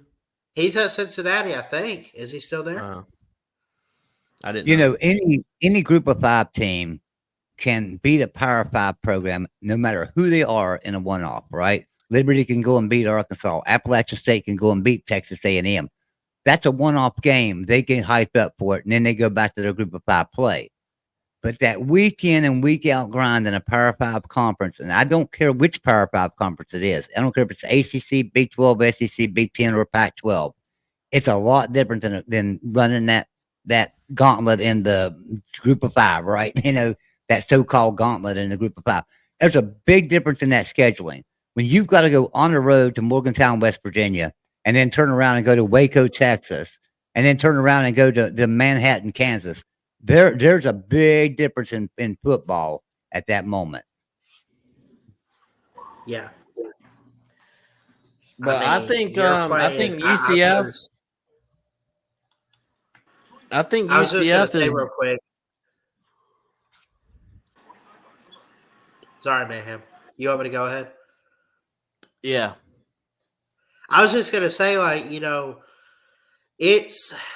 don't care who it is. For those group of 5 teams to come over to the Big 12, you're playing your butts off out there. I salute those teams for just giving it a good effort against the Power 5 and the Big 12. But, Mayhem, you can continue on. I think them group of 5s are going to be a lot better. Obviously, we don't know who's going to be in the transfer portal and who they're going to get and who's going to leave and all. I know we don't know that stuff, but I'm just saying I think this is probably the lowest of the low that they're going to get. And they're at the ground level right now. I think the only way is up for these teams that are entered into the Big 12. You got Colorado coming in. I think UCF can definitely beat a Colorado team. I think Houston played all 4 quarters and should have beaten Texas. But they were just they were a little bit short. But these teams are going to be able to compete. Arizona, they're going to be really good, but Arizona State, I don't know how they're going to be in the Big 12. I don't know. I'm assuming that UCF and these other teams and BYU can beat Arizona State. I don't know. I think the only way is up for these group of 5 teams or now Power 5 teams. I think the only way is up. Well, that's the only way. That's the only way they can go is up, because now you're pretty much stuck in your Power 5 conference. You have to put your big boy pants on, lace up your boots, and go play big boy football. You just got to go out and prove yourself. Gus Malzahn, he has Power 5 experience, and didn't you say UCF went 6-6? Yes, and they made a bowl. They played. They were 22nd. They were the best out of the new teams. Pretty much. I'm going to ask you guys a question because I really don't know this, so that's why I'm going to ask. Why is West Virginia getting the Duke's Mayo Bowl instead of an SEC team like it's supposed to be? I think because of the SEC this year. Honestly, I think because of teams like Mississippi State or Arkansas being down there. I could be wrong. I don't think anyone's on probation, but I'm just wondering. Was the SEC that bad that you didn't have a bowl eligible team to get in there? I don't know. Let's read these records. Georgia 12-1, Mizzou 10-2. You had Florida miss a bowl. You had South Carolina. You had Vanderbilt. You had Mississippi State. You had 5 teams, almost half the conference, miss a bowl. So I think if Mississippi State had won an extra game or something, or if Florida had won an extra game, or South Carolina, one of those 5 and 7 teams, if they had gotten an extra game, they probably would have gotten that spot. But I don't think we had enough SEC teams this year. I mean, But what obviously, I've about heard stories and read the papers about why West Virginia got the bowl, but I don't trust much of the media, and that's why I wanted to ask you guys what as about fans. I mean, what about Tennessee? Didn't they go 8-4? Yeah. They're I in mean, the where are they Citrus Bowl. going? They're in They're the in the Citrus Bowl. Cheez-It Citrus Bowl against Iowa. Oh, they're going to win that game 7-3. Yeah, exactly. Maybe 3-0. Yeah, right. LSU's in the Reliant Quest Bowl, whatever that means, but Watching they're Iowa playing football, Wisconsin. But the watching top Iowa half, football paint dry. I mean, the top half of the SEC was pretty darn good, if you ask me. I mean, Oh, it Missouri was a surprising team. Now, I will say this in my Missouri video I made, there was a comment that said Missouri's going to go 10-2. You'll see, at the end of the season, and I didn't believe it, but they proved me wrong. I mean, Missouri was one of them teams that was kind of like shocking to me, and I think Missouri is here to stay. I think Missouri is going to be around that 8, 9, and 10 win team for Missouri. They're not going to be the 5 and 7, 6 and 6 team that you generally would see them at. I'd say the same thing real quick about Georgia. I think they're going to stay at 12-1, 11-1 or something, and continue to miss the playoffs. But anyways, you can go ahead, Joey. Oh, I was just saying. I just said you're right. You're right. The top half of the SEC is extremely strong. Matter of fact, top half of it is strong every year, and that's why it's the top half. So you can't say, well, the top half of the conference is good right, because that's let's look. I mean, that's not true. Come on now, that's not true. No, okay. So you're telling me that last year Alabama, Georgia, and them weren't top of the SEC? No, what I'm saying, like I'm talking about like conference by conference. I mean, you don't really have a top half of the ACC. No, there's not really a top half. Well, for years it was just Clemson, and now you got Florida State. Yeah. Okay. There's no top half of that conference. If you look at the Big 12, it's I guess you can say what. It's true. You're right. There is no top half of the ACC because under Florida State, there's probably not an ACC team that could beat anybody in the Big 12 from third place from fifth place up. The top 5 in the Big 12 probably couldn't. Nobody in the ACC beat them other than Florida State. I'm just saying, people say, well, of course you're going to be in the top half. Of course, that's why you're in the top half. But I mean, I don't think that is. I mean, what I'm saying is the top half of the SEC did a really good job. That's what I'm saying, I guess. I mean, of course you're going. I mean, of course you're going to have to play SEC opponents. You're going to have to lose a game. Tennessee versus Georgia, somebody's got to lose. Alabama versus Tennessee, somebody's got to lose. Auburn versus Georgia, somebody's got to lose. I mean, obviously, but I think the top half of the SEC did really well. And to all the ACC fans saying, well, we're 6-4 against y'all. Yeah, Wake Forest beating Vanderbilt. Okay, Miami beating not so good A&M team. Okay, sure. I mean, yeah, you can count that stuff. But what about Kentucky, which is like number 10 in the SEC, beating your second best in the ACC, Louisville? They stomped the mud hole in them. So I mean, that's not really a good. I hate whenever ACC guys say, "Well, we're 6-4 against y'all." Sure, okay, you're 6-5 against the Vanderbilts of the world, Right? Yeah, and I agree with that. I agree with that 100% because I see it happening all the time to the Big 12 when somebody says, "Well, we're beating you." Well, yeah, you're beating the bottom half of the Big 12. You're not beating the top half of the Big 12. That's true, but that's true for every conference. You know, I'm always saying the Big 12 is the strongest conference. Um, not not not strongest. It's the best conference. And the reason that I say that, and the reason a lot of Big 12 fans say that, because there's a lot of competition top to bottom in the Big 12, especially with the irate eight, right? With the irate eight that was left in the conference, you got the four newcomers, but with the irate eight, there is very little difference between top and bottom at all in the Big 12. But you can't say that about the SEC or the ACC or the Big 10 or even the Pac 12. There was no, it would be the same as saying Arkansas is on the same level as LSU, and they're not. But in Big 12, guess what? The eighth place team can knock off the first place team any given week.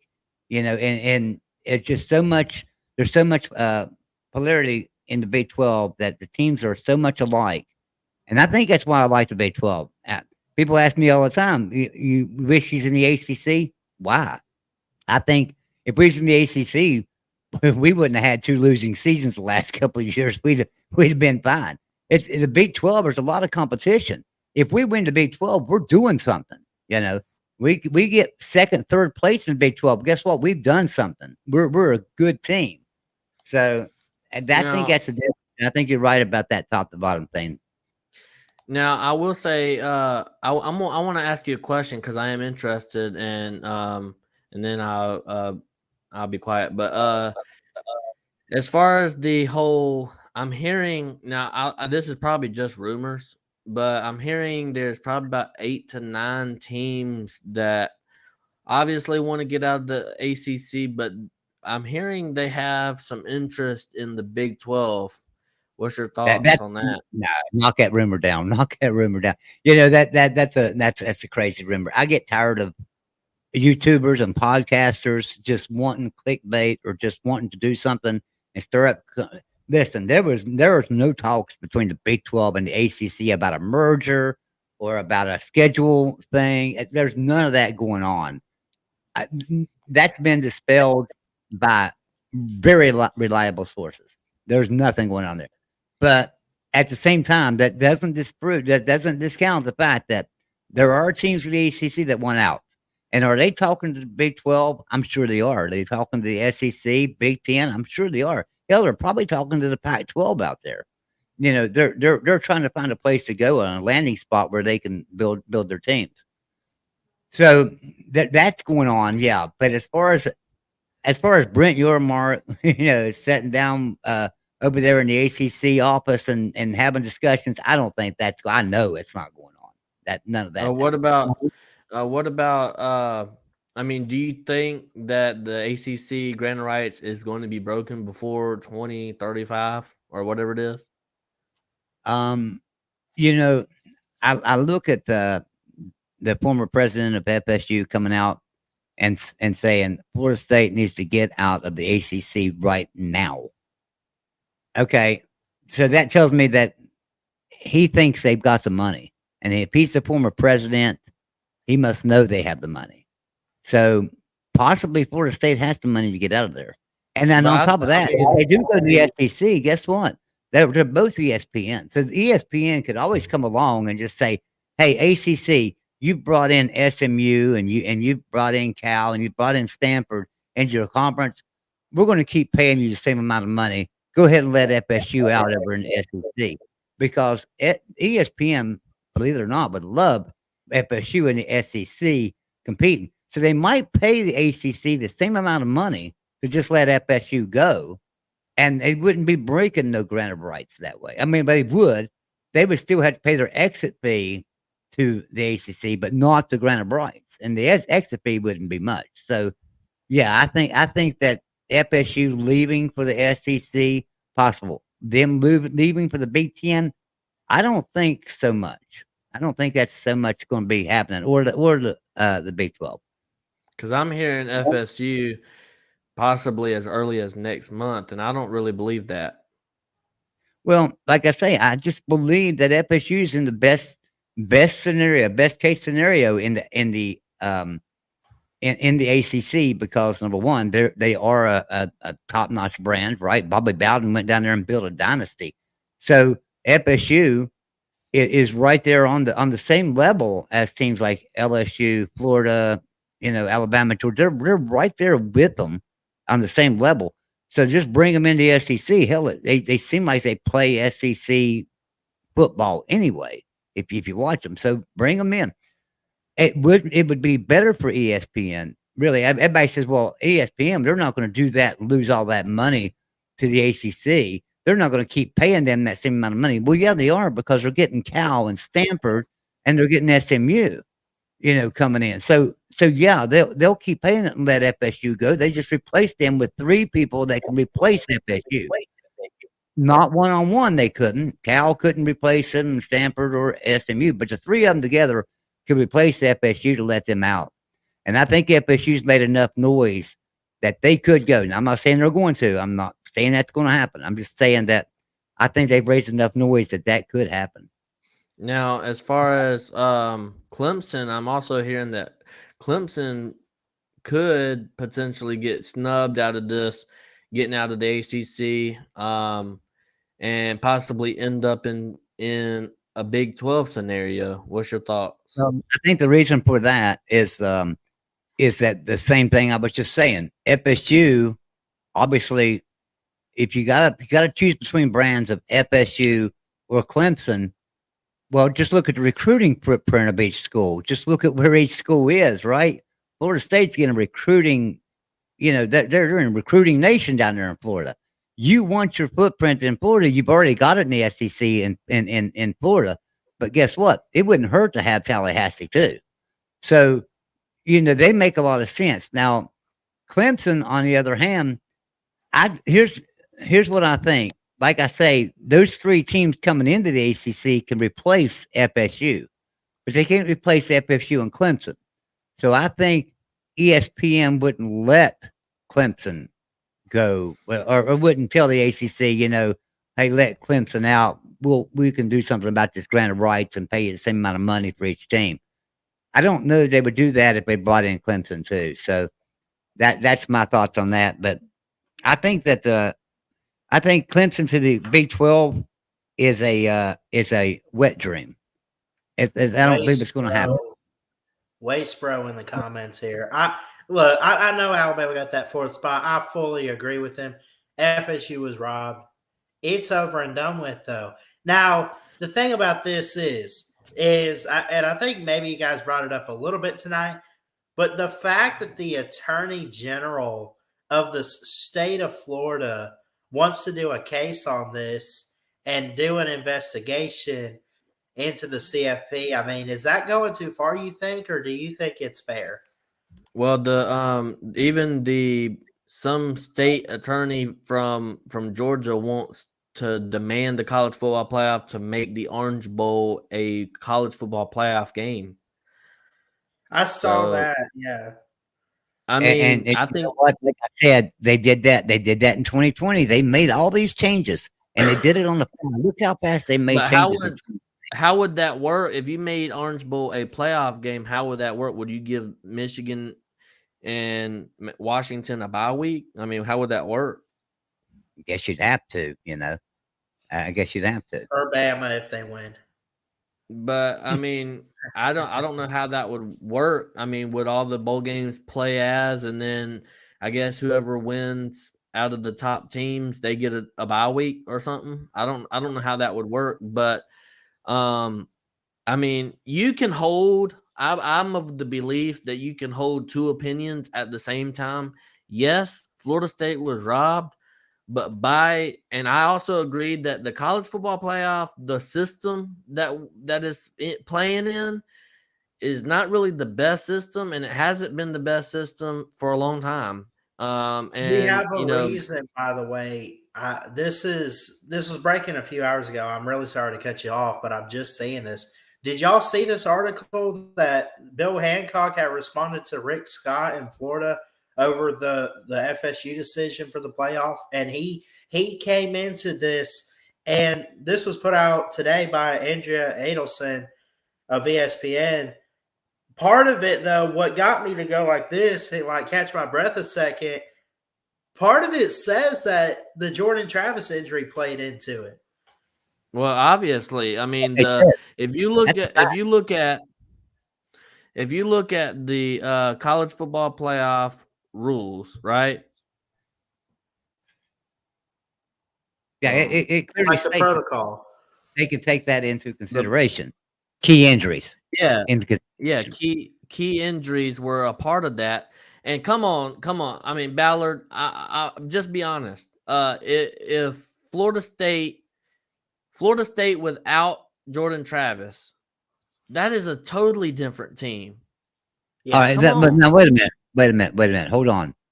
How was it the week before they were ranked in the top 4 without him? But then the following week you take him out after he goes and beats Louisville. Well, another reason too. The other reason they gave 2 reasons from Bill Hancock. Number 1 was his injury. Number 2 was strength of schedule too. And but you're making a good point, Joey, because think about this.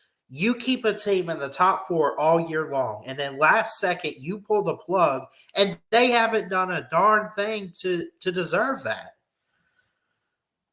Yeah. I mean, here's the thing. We could sit here too and say it's not a perfect system, Waste Bro, right. because I mean, here's the thing. Georgia was your number 1 ranked team all year long. All year. We won 29 games in a row. Even if you want to say, okay, we won 12 games in a row, okay? And we lose 1 game by 3 points, and that's a championship game. And you want to tell me that we fall from number 1 all the way to number 6? That's never happened in college football playoff. I mean, I'm not saying that Georgia deserves to go. I'm not saying that. But it's not. I mean, yeah, Georgia lost, but I mean, I hate to be that guy, but Florida State hasn't played anybody. I hate to be that guy. Let me jump in a rabbit hole again here and say, Florida State didn't get in. Ohio State did in 2014 with a backup quarterback and went on to win the national championship. So how is that at FSU though? Exactly, that's what I'm saying. Where's the difference here? And you're wrong, Max Todd. He says after Georgia beats FSU by 35, this will go away and nothing else will be said. You're wrong because I'm a West Virginia fan. I'm a West Virginia fan, and if you were here earlier, you heard me complaining about 1993 and not getting to play for national championship, and about how my team was not wanting to go to that bowl game to play Florida. They wanted to be over here in the Orange Bowl playing Nebraska for national championship, and their minds were in the game. And that's the exact same excuse FSU fans and FSU will use if they lose to Georgia was, hey, we didn't want to be there. We wanted to be in the playoffs. We should have been in the playoffs. So, I think that I don't believe that statement's going to hold true that after Georgia beats FSU by 35 because, hey, Florida beat West Virginia 52-14 that year in the Sugar Bowl.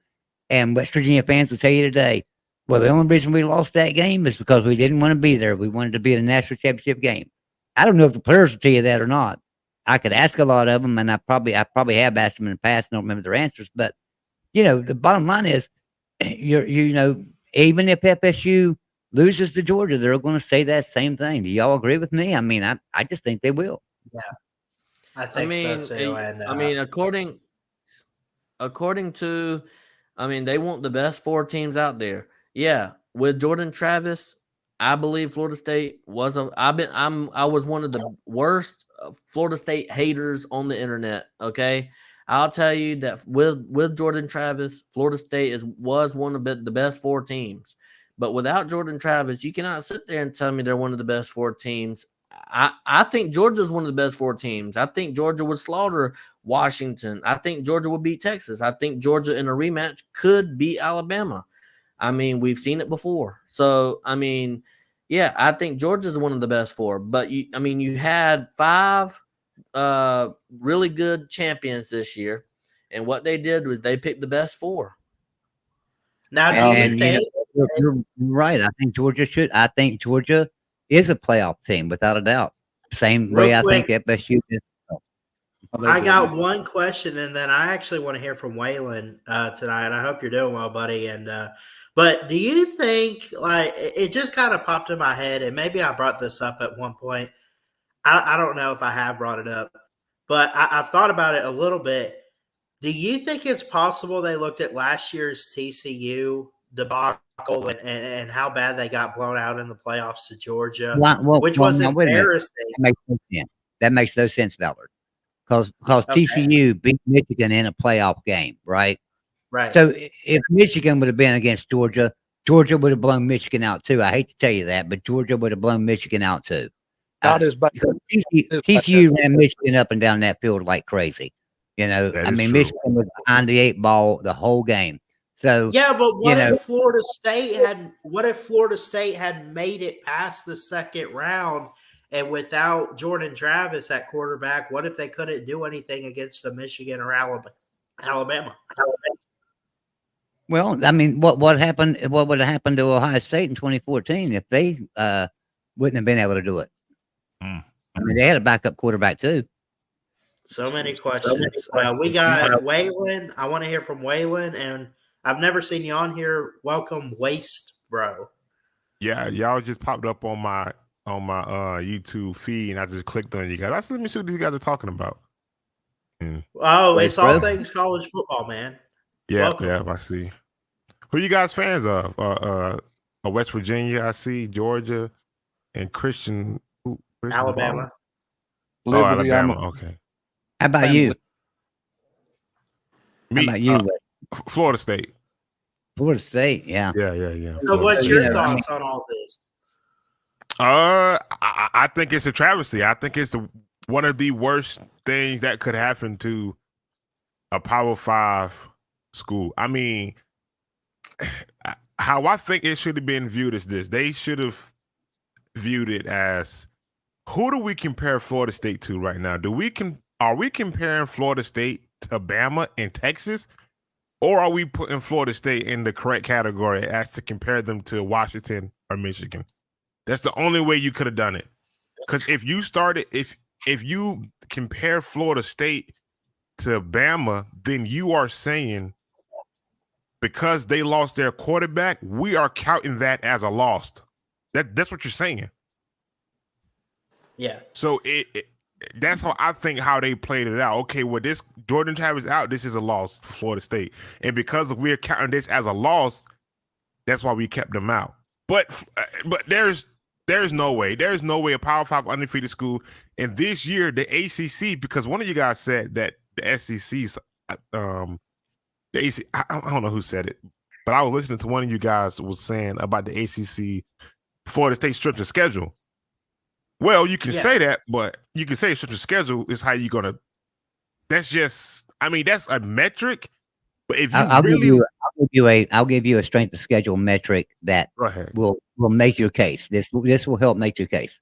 At the beginning of the year, West Virginia's strength of schedule was number 2 in the country. All right, because they was going to have to play Penn State. They were going to have to play Oklahoma. They were going to have to play Texas Tech, who was expected to be a top 10 team this year. They were going to have to play TCU, who played in the national championship last year. And they were going to have to play Baylor, who was expected to be a pretty good team this year. So they had 5 teams that they expected to be in the top 15 that West Virginia was going to have to play. And so they were not ranked number 2. But you look at the end of the year, who did we play? We played Penn State and Oklahoma because Texas Tech, TCU, all of them were shit. Yeah. So, I'm sorry, Christian. I shouldn't have said that, Christian. I apologize. But they were crap, right? I mean, they were good teams, don't get me wrong, but they weren't up there top of the conference. So that makes the case. You're right, because the strength of schedule doesn't mean a lot, but at the end of the year, the strength of schedule does mean a lot. And so at the beginning of the year, that second place for West Virginia didn't mean crap, because at the end of the year, we're probably 75th. So I got a question. All right. So we're talking about strength of schedule here, right? So Georgia plays Alabama in the SEC championship, loses by 3. Okay. I do not think Georgia should be in the playoffs. I'm not over here yelling about that, right? I'm not crying about that. I think Georgia should not be in the playoffs because they lost. But here's the thing. if Alabama was ranked number 8 the week before and they jumped 4 spots, which has never been done before in the college football playoff era, and Georgia was your number 1 team, that's what you told people all year long, that Georgia was the best team in the nation. How do they fall all the way to 6? Yeah, they made a mistake. I think what happened, and this is just honestly, I think they overhyped Georgia. I don't think Georgia should have been the number 1 team in the nation. It was clear, in my opinion, it should have been Michigan and Ohio State at that 1 and 2 seed, and Georgia should have been 3. It should have been Michigan, Ohio State, because those two would have canceled each other out. Then you put Georgia at 3, and then you flip flop Washington and Florida State all year at 4 and 5. That way, I just don't understand. I don't understand. I'm sure you don't either, ways, bro. About why put Florida State in the top 4 the week before, knowing their quarterback was out, but then the week after, when they beat Louisville in the ACC championship game with a backup quarterback, that they drop them out of the top 4, even though the situation on the team didn't change one bit. Yeah, nothing changed on that team. Nothing changed. Yeah, they're gonna. I do. Something happened, man. Somebody paid something. Go ahead, Mayhem. I don't want to. I'm just a guest. I mean, I wanted to bring something up real quick because there's a guy. I can't think of his name. That's why I'm looking him up real quick. But I agree with Emmanuel Acho. Have you heard about him? Yep. Have you heard of him?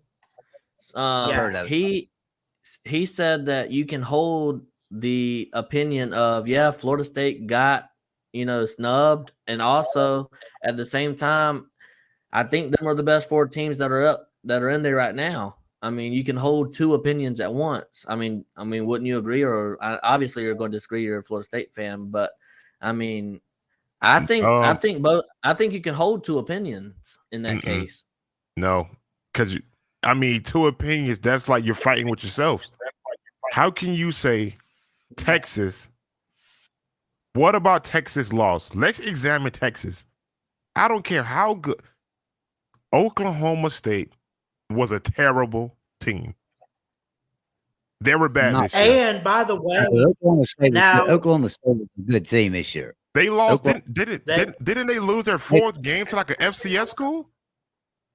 Well, yeah, but so did a lot of other teams in the country. I could think of quite a few that lost to a group of 5 schools, but at the same time, Oklahoma State was a good team this year. You can also but Mike Gundy got that team turned around, and they came out and showed up. But I mean, you can also make a case for leave Michigan out. They had that whole cheating scandal thing going on. Leave them out. Let me ask y'all this though. Let me ask y'all this. So, how would you compare? Let's be honest. I know there were some good teams in the Big Ten, but even the non-conference was Michigan didn't play the toughest schedule either compared to what Florida State had. At least Florida State scheduled a couple SEC teams in LSU and Florida, and I know they're supposed to play Florida, but I feel like, my personal opinion, if you want to go straight to schedule for a second, why is Michigan in there but not Florida State? Yeah, I agree. I agree with that because a lot of teams in the Big Ten were down this year, right? I mean, Wisconsin wasn't setting the world on fire. Minnesota, they're usually a decent team. They didn't set the world on fire. The teams that were setting the world on fire in the Big Ten this year were teams like Maryland, and obviously Maryland's not going to beat Michigan or Ohio State or Penn State or nothing like that. I mean, that was probably one of the better teams in the Big Ten this year. So, yeah, I agree with you. I mean, I believe I'm sorry. That was y'all keep talking. That was my TV. I just believe that you can hold 2 opinions, and the reason why I believe that is, I believe Florida State got snubbed, but at the same time, you can't sit there and tell me that the 4 teams that are up there, Florida State would have beat. I mean, I know we're playing what if game, but I mean, I just don't. I mean, the best teams. I just don't think Florida State really stood out there to me as one of the best 4 teams. I just don't. Well, And, All I'm yeah, gonna say, I'll say The this real committee, quick before we get to you guys, but I'll say this: this Florida State Georgia game is gonna say a lot because Florida State's not gonna have no, Jordan it's not. Travis. It is gonna say a lot. Think about it.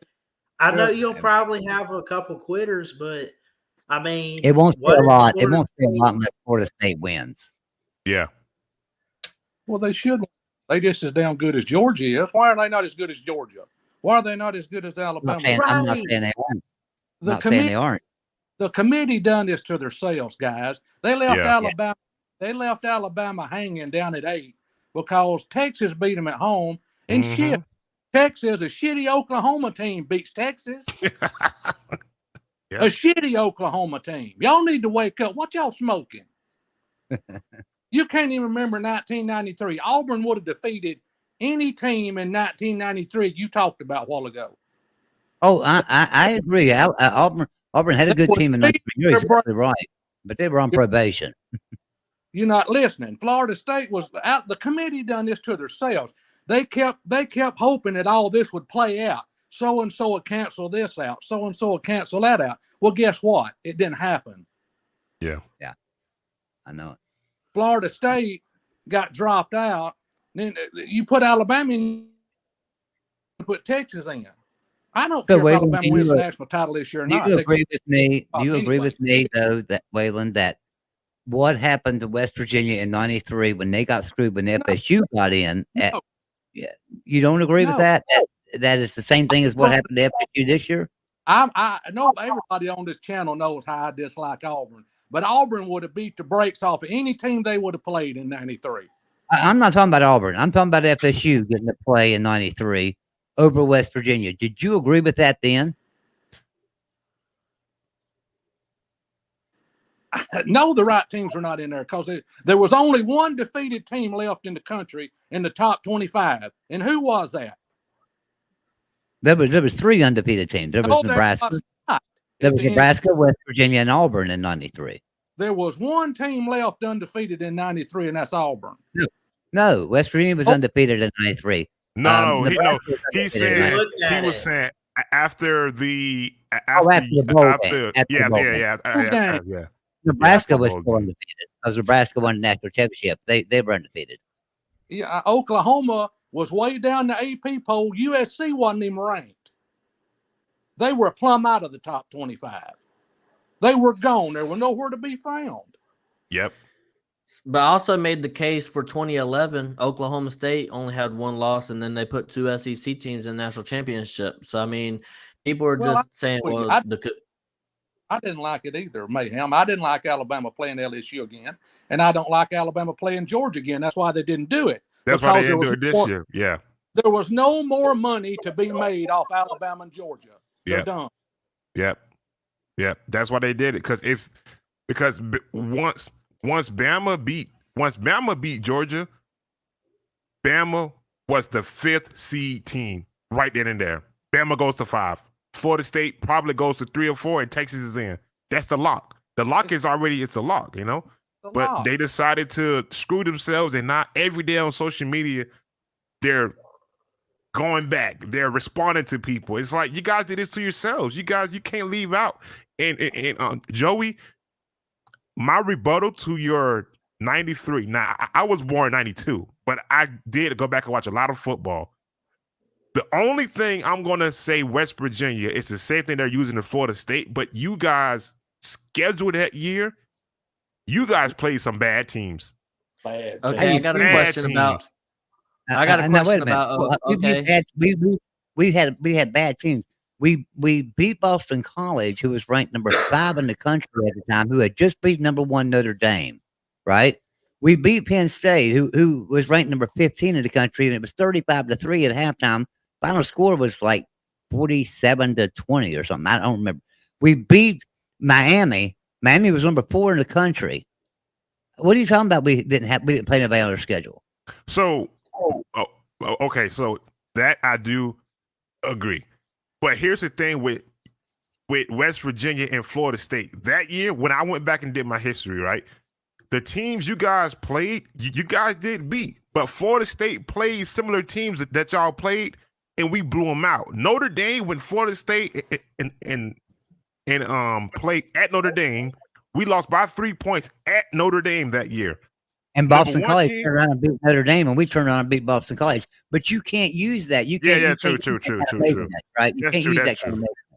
Yeah, but here's the thing: Florida State in that year went ahead. Florida State went ahead a Notre Dame team that beat them head to head. Notre Dame lost, I think, later on to Boston in the year. College. Yeah, they lost to Boston College, and then West Virginia turned around and beat Boston College. But I mean, you could also. I mean, you could also make a point that the playoffs should have left out Michigan and then probably left out Texas because of the loss to Oklahoma and put in FSU and Georgia. I don't know, but I'm getting tired of people saying like this Orange Bowl is the nobody wants to play in this bowl game. I'm getting really tired of that. I'm getting tired of that because I actually called it. I actually called it the we should have been in bowl, but go on. But I mean, I just don't like that because right now Missouri and Ole Miss are excited to be in the New Year's Six Bowl. They are happy to be there. They're happy to be there. I mean, why are we? I mean, I know we may not be happy because we thought we should have been in, or Florida State thought they should have been in, but it's a New Year's Six Bowl. It's not the pinstripe toilet bowl. Exactly. Yeah. Honestly, I think the guys should play. I mean, like at the end of the day, when it's Thursday, Friday, I'm all into the game. Hey, let's go win it. Like I want our guys to go win the game. Like I don't want no opt-outs. We got one guy opt out, which is wide receiver. So it's looking pretty good. And if Florida State goes under, if we beat Georgia, we would not have lost a game since claiming last year Clemson in 2022 Clemson. So let me ask you a question. I want to see who here on this panel can agrees with me on this. I'm not going to tell you what my solution is yet. I want to see if y'all come up with the same solution. What will fix the transfer portal and what will keep players from setting out in these bowl games right now? If one thing the NCAA could do, the NCAA could do right now that would stop all this transfers and stop all these bowl games set out. Does anybody have any clue? Absolutely. Have a transfer deadline. Penalize the college. Penalize the school. Make them honor what they wrote if they're going to play there. Penalize the school. How about you, Waste? Do you have an idea, Waste? Do you have an idea of what to do? Well, you can penalize the school. You can take a win from them. There's probably some other things you could do, but one of the worst things you could do is take a victory away from them. Waste Bro, what do you think they could do? Seriously, and the NCAA, what could they do that would fix all this mess? Because I'm gonna tell y'all what they could do. And it'll fix everything that we're talking about here. What could they do? I've been thinking, you gotta keep them in state. What I think they should do, let's say if a player, I'm from Florida, so let's say if a player from Florida goes to Oklahoma to play football. If they want to transfer out, you got to go back home. I don't know. Okay, here's what slow it down. I don't know. Here's what the NCAA needs to do right now. They need to get rid of the pay-per-play rule. That way, these players that are signing these NIL contracts could sign a contract that ties them to the university. Because right now they can't, because the university can't be involved, right? So they get rid of the pay-per-play rule. Now, all of a sudden, these players can come in and sign NIL contracts for $25,000, $30,000, $50,000 a year, and a sponsor of that player, right? Somebody that wants to give them an NIL deal could say, "Listen, we're going to pay you $50,000 a year for every year you play for West Virginia, but you can't set out bowl games. That's in your contract. You can't set out. Right. You can't transfer, because you transfer, you lose this $50,000 a year, and then on top of that, after you play for this university for 4 years, we're going to give you a $750,000 bonus. And if you'll play that 5th year for this university, every game, including the bowl game, we're going to give you a $1 million bonus at the end of the year. At the end of that year, so you could tie a player to a university that stops its transfer crap, because a player knows, I got to be here and I got to play because I got $1 million waiting on me on the other side, and I'm gonna get a little bit of money between now and then, and it may not be a lot, maybe $30,000 a year, but then at the end of this thing, I'm gonna get $1 million. I mean, they are playing for something. Then right now, it's a free for all. Right now, they can go to Ohio State and sign $1 million deal. Guess what they can do? They can leave and transfer to Texas and take that $1 million deal with them, and not play for Ohio State. And if you can drive them to the university, that'll fix it. Here's the problem: you can't make like the seniors or the people that's graduating. You can't make them play. They're not. I mean, they already graduated. You can't make them play in a bowl game. Well, then let them leave. They can leave. They can leave and take their $750,000. That's what I said. After 4 years, they can get $750,000. But if they want to stay and play their 5th year, they can get an extra $250,000 for that 5th year. It's up to them. If they can't make it to the NFL and they're not going to get to play in the NFL, that gives them incentive to come back. And now all of a sudden, you got a 5th year senior on your team. I think to keep people in the bowl games, you have to have some good coaches. I mean, what did we see last year in the Alabama game? We saw Bryce Young, we saw Jahmyr Gibbs, we saw these guys play in their bowl game, and they set out after halftime. They're bigger bowls though. People aren't setting out in the bigger bowls. They're not setting out in the orange sugar and rose and all. They're not. Yes, they are. You got guys and the Duke Mayo Bowl. You know, North Carolina's quarterback is setting out in the Duke's Mayo Bowl. But I guarantee you, if he would have had an NIL contract that was able to tie him to that university, that told him he had to play in that game to get his $1 million bonus after his graduation, he'd be playing in this game. Yeah. But here's the thing is, people are sitting out. I mean, I'm sure Georgia's going to have at least 2 or 3 guys sit out in this bowl game. Florida State's going to have a couple guys sit out. I mean, we're going to have guys sitting out. Yeah. I mean, Keon Coleman, isn't he sitting out? No. Florida State right now is just Johnny Wilson. And honestly speaking, Johnny Wilson should play more. I don't know who his representative is, but whoever is on his side is giving him bad information. He was known for dropping passes. Why are you not trying to at least play your extra 1 year you got left? Yep. I don't know. Because here's the thing. I'm hearing mixed reviews on the Georgia side. I'm hearing that Brock Bowers is having trouble like leaving Georgia because he loves Georgia so much and he really does want to come back another year. But I'm also hearing that he is leaving for sure to the NFL. And I don't know if he's going to play in the bowl game or not. I think he will be. But, I mean, you might have Brock Bowers out. You might have Ladd McConkey sit out. I mean, I don't know if he's coming back either. I mean, I wish they would already make their mind up. But, I mean, I guess if they do play in the bowl game, I hope they do. But I would love to see Florida State and Georgia at full health, even with Jordan Travis, which I know that's probably not going to happen. But I'm just saying I would love to see them go one-on-one, the best they can, full health. Both teams at full health, and let's see who's a better team. Well, our defense is they're playing. Defensive line, Jerry Verse, Payton, Kalen Deloge, Green, those guys are out there playing. So you guys are going to get a full Florida State defensive effort. Yeah, you got. I would say the same thing. You got a top 5 defense, right? Aren't you top 5 in defense? Yeah, well, top 5 in the second half of allowing the less points. What actually we're number 1. We only allowed, I think, like if you minus the Boston College game, 38, 39 points in the second half the entire season. Boston College, you add another 20 to that, so it's like 50-something, 57. I'd say the same thing real quick about opt outs and quitters. And,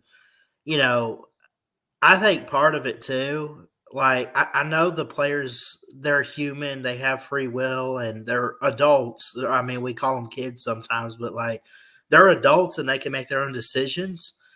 But I think coaches talk to their players and stuff. Some coaches put up with it, some coaches won't. Like, Mayhem mentions Georgia. I don't think Kirby's a guy like. I mean, if you're going to opt out, you're going to opt out, and he's going to be tough on you about it. But like, you know, Nick Saban even like he's not going to put up with this whole. If his whole team were to quit on him, and then you have all these reserves for the bowl game, he won't put up with it. So there's coaches West out Virginia, there. There's teams. Yeah. I mean, West Virginia had a player enter the transfer portal 4 days ago, right? Like 3 or 4 days ago. We had a player enter the transfer portal, and it just came out today or yesterday. I guess yesterday now. It came out yesterday that Neil Brown actually told him back at week 4 he probably needed to transfer because he wasn't going to get on the field much. Right. And this came out today. This was Neil Brown saying this. This was that player saying this, that I was told at game 4, I'm probably not going to get on the field much. I probably need to transfer. And so I waited till the end of the year and I'm transferred. Wow. I mean, so, we don't know what these coaches are telling these players. Maybe they're not good enough. And maybe the coaches are really, being heartfelt when they're telling these players to transfer, because maybe they realize the player's good enough to play somewhere else, but he can't get on the field here.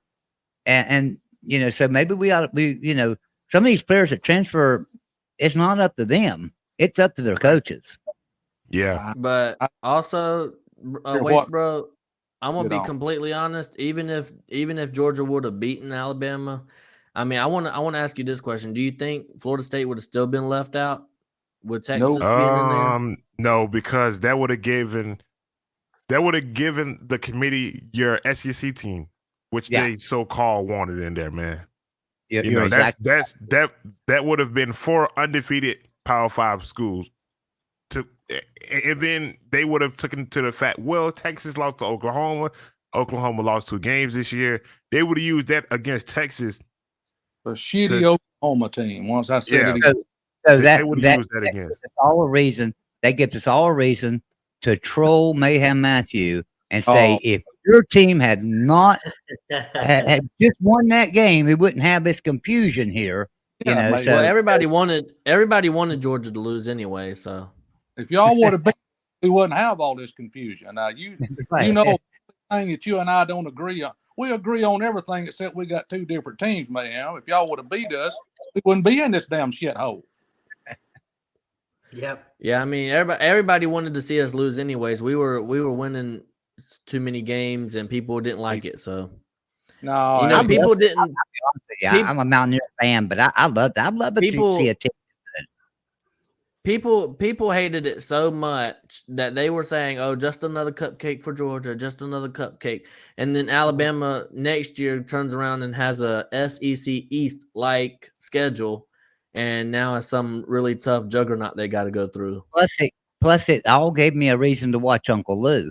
When Georgia was winning, it gave me a reason to watch Uncle Lou, and when they lost, it gave me a good reason to watch Uncle Lou. So. There's good things and bad things that come out of everything, right? So, yep. I got a comedy hour out of Uncle Lou whenever they lost. Who is Uncle Lou? Who's Uncle? Who is that? The Georgia YouTuber. I mean, he is just another YouTuber, but y'all talking about Uncle Lou? It comes on and I'd soon watch paint dry. Well, I had rather watch damn paint dry on the wall as listen to that ignorant son of a bitch. Yeah, he's good. He's good friends with me and Christian and Mayhem. I mean, we all know him personally and stuff. He's a good guy. He likes to talk his shit, though, buddy. I tell you, he does. He likes to talk his shit. He's ran into the tree that's with him. I think Uncle Lou on screen and Uncle Lou off screen is 2 totally different people. Completely. Yeah. That's the majority of people, though. You know that. And it is with me. I think it is with me. I'm gonna tell you right now, Uncle Lou off screen is a very, very nice person. I'll just tell you that off screen. I did nothing bad. That guy has lived through. I don't know how old he is. He's not that old. He's probably was born in the '90s, early '90s, or latter '80s sometime. He's been through a lot of years of seeing Georgia nearly reach the mountaintop and just couldn't do it. And they've done it the last couple of years and have dominated.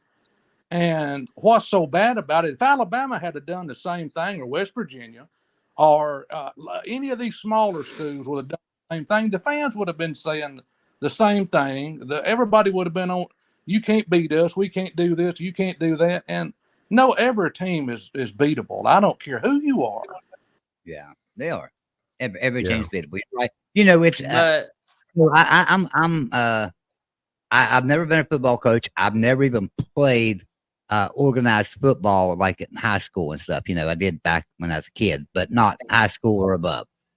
But I'm always been a student of the game to watch matchups. And so, you know, your defensive end, if that left tackle, if he can control him, that's a bad matchup. And guess what? If you've got a bad defensive back and a wide receiver that can beat him, that's a bad matchup. And then if you got a quarterback that can get him the ball, that's a bad matchup. So I'll look at matchups. I won't necessarily look and say, oh, Alabama's going to beat Georgia. No, I'm going to look at the matchup and say, okay, Alabama can beat Georgia if this is possible. If that left tackle can come around, you know, and get on the quarterback, they're in trouble. You know, yeah. I mean, I'm going to look at matchups, and that's what I do. Yeah. I'm a little bit like that too. Yeah, I want to ask y'all one question. Why is some of these channels completely they're trashing out? Why is it Alabama's fault that the committee screwed up? Why is it Alabama's fault? Why is it their fault? It's not. It's not. But that's the thing is they don't get it. Alabama did not put themselves in the playoffs. They just won the SEC like they were supposed to, and the committee chose them over Florida State. It's just because it's Alabama. Here's the thing, right? It's the name. They put Alabama that was below Texas, and they were saying if we put Alabama in the playoffs, we have to put Texas in. I'll prove to you wrong. I got a question. 100% ESPN, and here's why I believe it's 100% ESPN. Washington's in the playoffs, and Florida State's a lot bigger brand than Washington. Washington's a big brand, don't get me wrong, but Florida State's a much bigger brand than Washington. 100%. So if it was, I got a question. I got a question. Florida State be in. I have a question, Waste Bro. I mean, who you think is going to win the national title this year? I don't care. You want me to tell you who I think? I think it's going to be between Texas and Michigan. Okay. Oh, you think Bama's losing? I mean, if I had to, if Michigan O-line is as good as they say they are, they're going to control that game when they play Bama. That's just how I think about it. Hey, if they O-line can look like Nebraska-ish O-line back in the day, the way these guys are moving these guys off the ball and doing what they're doing to every team they're playing, not passing the ball in the second half a lot versus Ohio State, just running the ball. If they can do that, it's going to be a hard time out there. Michigan fans will tell you, and you may not know who I am, but I work with Matthew a lot, and I know Christian well, but I work a lot too over on the Voice of College Football with Mark Rogers and stuff, and I'll tell you, last year when TCU beat Michigan, you know, and everybody said, well, TCU doesn't belong there because Georgia beat the crap out of them. You got to remember that TCU drug Michigan up and down that field, and so they deserve to be there. Now, Michigan on this hand, I've underestimated Michigan all year long because I said Penn State would beat them. I said Ohio State would beat them. So I underestimated Michigan all year long. I'm not going to underestimate them now, but I still don't think they win this game. Only two teams they played, Joey, was Michigan and Ohio State and Penn State. They ain't played nobody else. Well, maybe you could argue Maryland. That's it. Who else is Michigan? Well, I can't. I mean, Y'all I love you. I remember? mean, you and I are the only ones that can go back to the '90s. But anyway, Right. Can I I think it's bring funny, up? but anyway. I want to bring up the past a little bit, and we don't have to go too far back, but it was pre-pandemic, and we were sitting here. It was I hadn't started the channel yet, but do y'all remember how good Alabama was in 2018, and then they got skull drugged and slapped sideways by Clemson 44-16. Nobody at that time. All people were saying was they poked fun at Alabama. Ha ha, the dynasty's over. What a bunch of, it's over.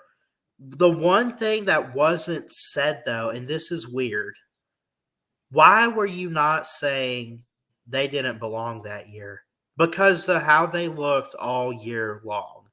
Nobody said after that game that Alabama didn't belong, but yet last year with TCU didn't deserve to be in because they got blown out by Georgia, which, by the way, is an embarrassment. But Well, whenever Yeah, people, it was embarrassing I, game. I'll say Yeah. I'll say this. I think the reason why they didn't say Alabama didn't belong is, number one is Alabama. Number two, it's whenever you give me think something about, outside of that. Yeah. all right, whenever you think about in the last 10 years, right? The greatest football teams of the last 10 or 15 years, you're going to think about that Clemson team. You're going to think about the 2019 LSU team, the 2020 whatever Alabama team. You're going to think about them teams. So that's probably a reason why you would say that they weren't saying that. One thing too is something we talked about earlier, and that was the star rating, right? So Alabama gets all these 5-star recruits. Mhm. So the media looks at them and says, "Oh, they're better than everybody." But I think it also goes back to what we talked about earlier. There's a lot of teams that just get 3-star recruits, and I'll take a 3-star recruit with a 5-star mentality any day. And he comes in and he works on himself and builds up, and all of a sudden he's better than that 5-star recruit. A lot of these 5-star recruits come in and know they're good and think they don't have to practice real hard and think they don't have to work out in the gym. They think they've got it made, and they end up flopping. Caleb Williams. I guarantee you can go back the last 20 years of any team in the country, and I bet you put more 3 and 4-star athletes in the NFL than you have 5-star athletes. I mean, I'm talking more 4 stars and 5 stars, more 3 stars and 5 stars. Not combined 3 and 4 stars. How many walk-ons though? Too walk-ons and walk-ons, right? Yeah, Yeah. Virginia's got a great walk-on right now in Preston Fox, one of our wide receivers. That man catches everything thrown at him. He was a walk-on. Nobody knew who the hell he was, and he's amazing. Go back and look at like me and Joe, and you can go back and look Hunter at Renfro. Coach Stallings' team in 1992. I knew a lot of guys that played on that football team. I knew a bunch of them.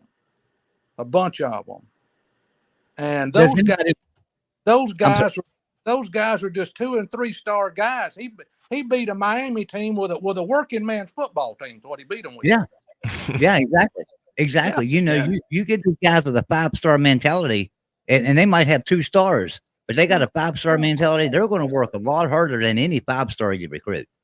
And that's why there's so much in college football when we say Georgia, Alabama, Ohio State, Michigan, Penn State, USC. We talk about these blue blood programs, to Texas, to Oklahoma's and stuff. We talk about these blue blood programs, but them blue blood programs lose to 3-star athletes every year. Yeah. Every year. Right. So, I mean, Georgia Perfect had example too. Go ahead. Georgia had, Georgia had Stetson Bennett walk on. Georgia had Lad McConkey 3-star. I mean, Dylan Bell was a 3-star. I mean, all these guys were 3 stars. I mean, you can find some really good talent 3 stars that want to be a 5-star and that are tough and physical. So I agree. I mean even Jordan Davis. Wasn't Jordan Davis a 3-star? Exactly. I'll name some names too. Geno Smith. Anybody remember Geno Smith? And playing for the Seattle Seahawks right now. Y'all remember Mac Jones? Three-star recruit. How about Tavon Austin? Anybody remember him? Anybody know what Tavon Austin was? Tavon Austin was a 2-star recruit. It's a 2-star, I think, wasn't he? Yeah, he was a 2-star recruit. What about David Pollock? Yeah, Pat McAfee. Even one of the best punters ever in history, right? And played for West Virginia, but he had absolutely nothing. He walked on and just. Speaking of Pat McAfee, y'all know his co-host AJ Hawk. He was like a 2 or 3-star linebacker for Ohio State. He did pretty darn good. Exactly, and you give me a 2 or 3-star athlete with a 5-star mentality. I want that player. I'll take that player over a 5-star any day. And I know everybody puts down Neil Brown for coaching West Virginia because we've had some bad seasons the last few years, and I've been guilty of it at times. But one thing that Neil Brown does, he spots talent. Look at Garrett Green, our quarterback right now. Look at our running back. I mean, our running backs. We got 2 running backs that could play for anybody in the country. They could go to Georgia. Our 2 running backs, our first and second string, could go to Georgia or Alabama and start tomorrow. I guarantee you. We'll take them. But 5 stars is just a bunch of people trying to project on where they're going to be in the next 5 years. That's all. I mean, that's really what a 5-star. I mean, that's what a star is. I mean, you're going to be you're going to be in the first round in 5 years from now. I mean, that's why they only do 32 per year. Exactly. So I mean, of course, you can find a 4 and 3-star that plays just as well as a 5-star. I mean, they don't get it always right, but they are pretty close to it though. They're pretty close. Taki Smith was a 3-star, I believe.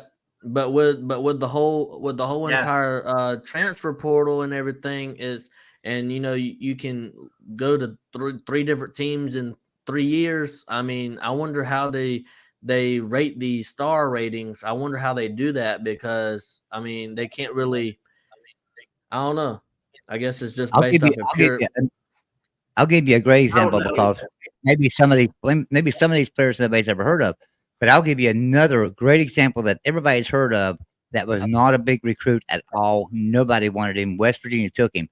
Pac-Man Jones, and how great was he? I mean, so. Yeah, you can look at smaller programs like West Virginia or Kansas State or TCU and say, yeah, we're playing them today. Guess what? They've got those players that really want to play that elevate their gameplay. And so I would take that any day over being an Alabama fan or a Georgia fan. Nothing against Alabama and Georgia. I love Alabama and Georgia. I love Tennessee. Tennessee is probably my second favorite team after West Virginia. Pitt's about 450th my favorite team. I like watching the YouTube channel called The Film Guy. Yeah. He's nice too. He breaks down the film and he does like his own ratings and stuff because he always says a 4-star a 3-star can have 5-star talent, right? So I mean, he always does his little ratings and stuff, and I really enjoy seeing him chalk it up and talking about it. But I mean, I don't really care as long as you're a great football player. Come to Georgia. I mean, if I believe in Kirby Smart. Don't go to Georgia. Don't go to Georgia and stay out of Florida, man. Y'all keep coming to Florida getting our players, man. I mean, I believe in Kirby Smart. I think he's one heck of a coach, but I'm gonna trust in him. A lot of people don't really trust his quarterbacking options, but after you bring on a walk-on and win 2 national championships, I mean, I gotta trust the guy. I seem to remember back in about 2005, Georgia won the SEC, and they were back. They were back full force. I don't remember what happened in that bowl game. Do you remember what was the final score or what the score was after the first quarter, Mayhem Matthew, of that game? Do you remember the first quarter of that game, 2005 Sugar Bowl? You talking about Do you West Yeah. remember? Virginia? West Yeah, I'm Virginia? talking about yeah, and I we mean, were y'all like won. Huh? we were ahead 28-0 after one quarter. Yeah, Hey, look, that was look, that was this is actually the only point I want to make about this. The only point I want to make about this. Even Georgia's beatable, even Alabama's beatable. You know, but it's football. I'm gonna tell you this. I know whenever Waylon hears this, he's gonna be like, "Oh my goodness," right? But I started watching football in 2005. That's whenever I started. That was like my very first true season where I could actually watch football. So of course, Waylon's probably gonna be like, "That's crazy," but I mean, I was only I'm laughing. like 6 or 7 years old at the time, right? So 2005 was my first full season. So I've seen, I haven't seen Georgia lose like 100 games or whatever, but I've seen Georgia get crushed. I mean, at the last second, Tennessee Hail Mary, the Auburn Hail Mary. I've seen. I mean, Vanderbilt. I've seen Georgia lose to Vanderbilt. So I mean, people act like Georgia's always won 11 and 12 and 13 games, but I mean, we've been 8-4. I remember in 2010 when we went 7-6 or 6-7. My bad, 6-7. You've That had was some our bad only. teams. And Alabama did too. Alabama was absolutely dog crap. 2004, 5, 6. I mean, they were just horrible. Alabama couldn't but have beaten Iowa. I'll tell you Yeah, the 2007. Bama one was thing bad. that Used to made be me bad. mad was But I mean, all these people out there that say, "Oh, Bama doesn't know what it's like to lose a game."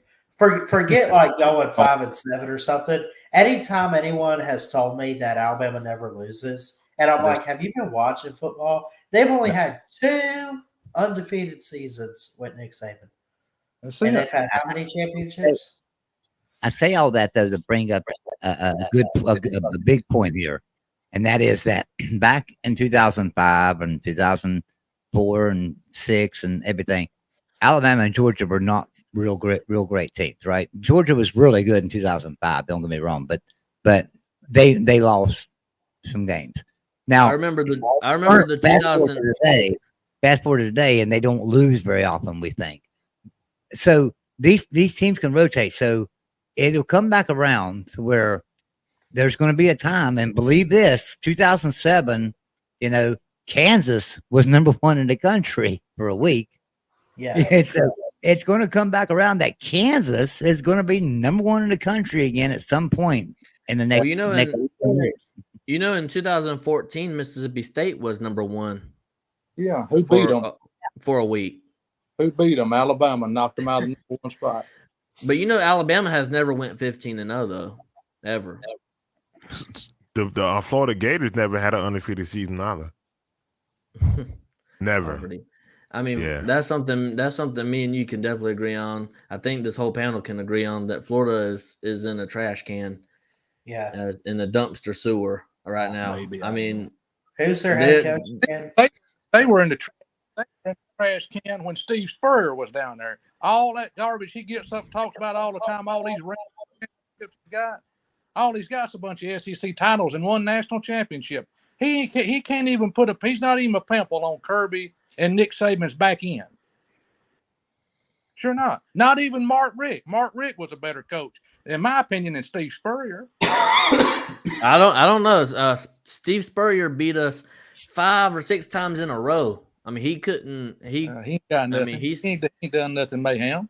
All he done was win 1 national title all the years he was down there. He beat Florida State. I live on the South Carolina Georgia line. So whenever I was a kid and South Carolina was just beating us year after year after year with Connor Shaw and Marcus Lattimore and stuff like that.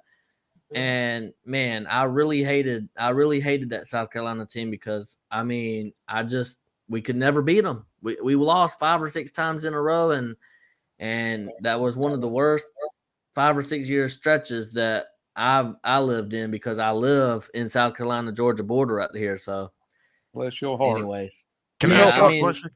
Yeah, Oh, go bless. ahead. Go ahead, man. Do y'all think I've always about the Mississippi schools, about Ole Miss and Mississippi State, more concerned than Mississippi State? I think Mississippi State should try to join the ACC or get far away from the SEC as soon as possible.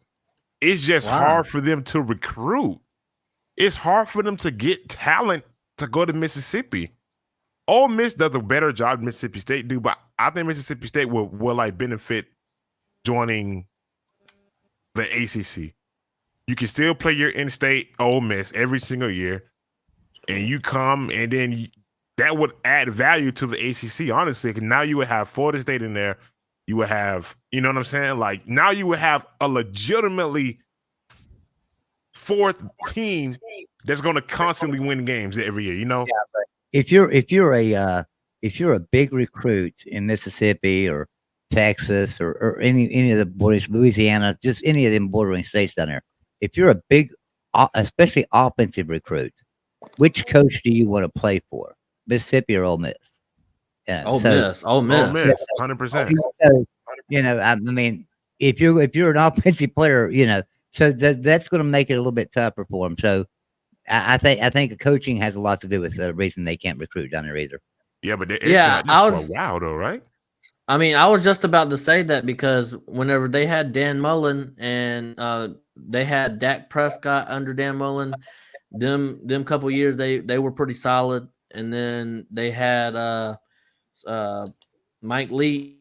I mean, they had Will Rogers. He was really good, but the problem is they went from the throwing it up in the air to running the ball. I mean, that ain't what Will Rogers does. He's not a hand the ball off type of guy. He's sling it down the field type of guy, you know? I forgot Dak played over there. He did play Mississippi State. Dak Prescott did. Yeah. I think Dak, you know, I don't know. He's got, I mean, he has a big contract with the NFL. I mean, he should probably donate something to Mississippi State. I don't know. I mean, they don't really have the money. I mean, I don't think so anyways. They got to just move conferences. Like at this point, I think they got to, I don't know, man. I just think I like watching Mississippi State play football. I think they play hard, you know, but they just lose. They play like hard Southern every game. Cal. Like Southern Cal is moving to the Big Ten. They went 7-5 this year. Yeah, I mean, what are they disappointing, going? What are they going to be next year in the Big Ten? Whenever they got to go against the Michigans, the Ohio States, the Penn States of the world. They're going to beat Penn State. Huh? They're going to beat Penn State. I don't know about that. I mean, Penn Southern Cal State can't get over the hurdle, man. I mean, until because at least Penn State has somewhat of a defense. I mean, Southern Cal has no defense. I mean, true. I think Penn State can probably score 40 points without thinking, blinking, or farting. Yeah, with no offense, because they offense just suspect. I'm gonna be honest with you. I thought Drew Aller was going to be really, really good, but he kind of disappointed me this year. I don't think he's the worst in the world, though. I mean, he's not a super bust or anything yet, but I do think that I think they need to change up how they use him. Like they need to get used to throwing the deep ball instead of all these weird, stupid screen passes that they do and these two tight ends. And I don't know what it is they're running, but. And another thing that Penn State needs is some wide receivers, which I am hearing. I don't know if this is true or not, but Julian Fleming is predicted to go to Penn State, so that'll give him a weapon. That will give him a weapon, and because I think they got the trenches, I think they got the offensive line and defensive line. I think they got that. I don't know if they have the weapons at receiver. If they get Julian Fleming, I mean that could be a pretty big deal. Yeah, Penn State's been known. Penn State's been known to have good receiver. I mean, you look at Parker Washington and you look at Chris Godwin from years ago, who's with my Buccaneers now. And I mean, they've been known to have the receivers, but they never knew how to use them. They got to find a way to use them right. And James Franklin needs to basically get his head out of his rear end, open his eyes, and check. And he has to he has to see what he's one of the coaches that needs to see what college football has become offensively, and he's got to be like, oh man, I need to do something, so that way he can go out and compete with the Michigans and Ohio States. Yeah, that's like kind of what that's like what Dabo Swinney right now is going through at Clemson. Like he's refusing to adapt. He refuses to use the transfer portal, is what his big deal is. He thinks he can recruit. He did use it this year. He got a D2 player from the portal. Yeah, he did use it this year, but I want to see that going. But he also used it last year too. He brought in that quarterback that had went away from Clemson and then he came back to Clemson. I can't remember his name off the top of my head, but brought him back too. He brought in Paul Tyson. You got to remember who did Dabo play for? Who was his coach? Gene Stallings. That's exactly right. He's old school like we are. I doubt you ever. Gene Stallings. Dabo was a walk-on at Alabama. I know one of the guys he roomed with, and I mean, I don't know, guys. I mean, it's done late, but I mean, I like to argue about it. I think FSU, my final little 2 words I'm going to say and go to bed, I'm going to say 2 things. FSU got screwed, and I want to ask y'all a question. Y'all know exactly what keeps Steve Spurrier up at night, wakes him up, and he's in a dead sweat. You know what it is? You know what it is still? What's that? Getting his ass beat twice in 1999 by Alabama. I love all y'all. Good night, everybody. Good night. Yeah, have a good one. Love you, Waylon. If I don't see you, Merry Christmas. Hey, Steve Spurrier beat Alabama in 2010. Didn't they? Nah, maybe. South Carolina beat in 2010. South Carolina beat us in 2010. South Carolina. I was thinking he beat us when he was at Florida. Yeah. He beat us at South Carolina though. South Carolina beat us. Yeah. That's where you're getting at because he coached there too. South Carolina beat Alabama in 2010. I'm pretty sure. We had 3 losses that year. We had South Carolina, we had LSU, we had Auburn. But hey, Waste bro. Yo. You live in Florida? Yeah. I'm Florida born and raised. Still stay in Florida, man. I'm going to the Orange Bowl here when it happens. Yeah.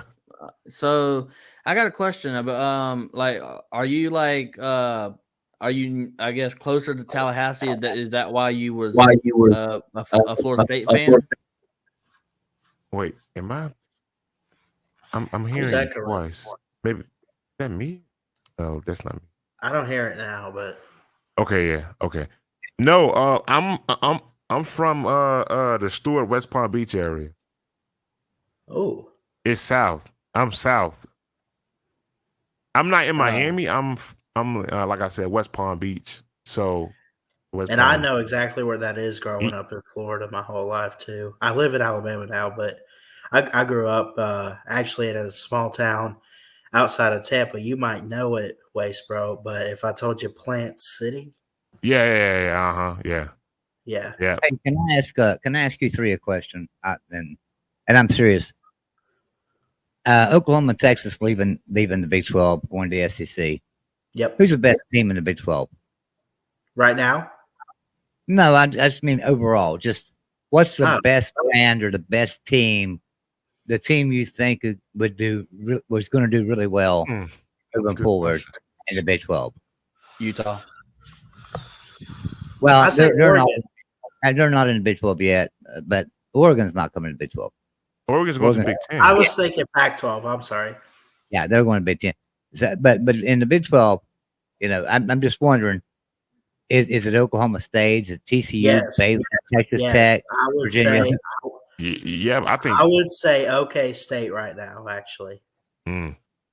Overall, though, I'm talking about overall brand, which Oh, what's the best program? But what are you overall? asking? Are you asking I'm like just this asking year? what the like best all program. time. No, I'm talking about overall time over the last 30 years. Okay, what's the best brand, the best program in the Big 12? I'm wondering what y'all's thoughts are on that. Well, obviously, I think it's probably. I mean, including Texas and Oklahoma. No, I'm saying from the irate Outside. eight. Okay, everybody knows the irate eight, right? The irate eight that were left after Texas and Oklahoma left, and then you can bring in the new four that are here this year. Which one is the best program overall? Kansas State and West Virginia. Kansas State and West Virginia. Kansas State, West Virginia, and Kansas State, West Virginia, and I would throw in there. My order would be West Virginia would be 1 and Kansas State 2. That's my order. I'd say number 1 West Virginia, number 2 Oklahoma State, or you could flip flop them. Okay. Really How about you? How about you, Ballard? I don't know. I like West Virginia going forward. I like a lot of these teams going forward in the Big 12. Now, to answer your question, like all time, who's the best? Shoot, outside of Texas, Oklahoma, I mean, it's really hard to come up with. I'd say West Virginia for you, but I know you're not going to take that for an answer. But Well, I am because that's actually the answer. That's actually the answer. All time wins. West Virginia. Listen to these statistics. All right, these are statistics off Wikipedia. They're not off. I mean, these are Wikipedia, not Wikipedia.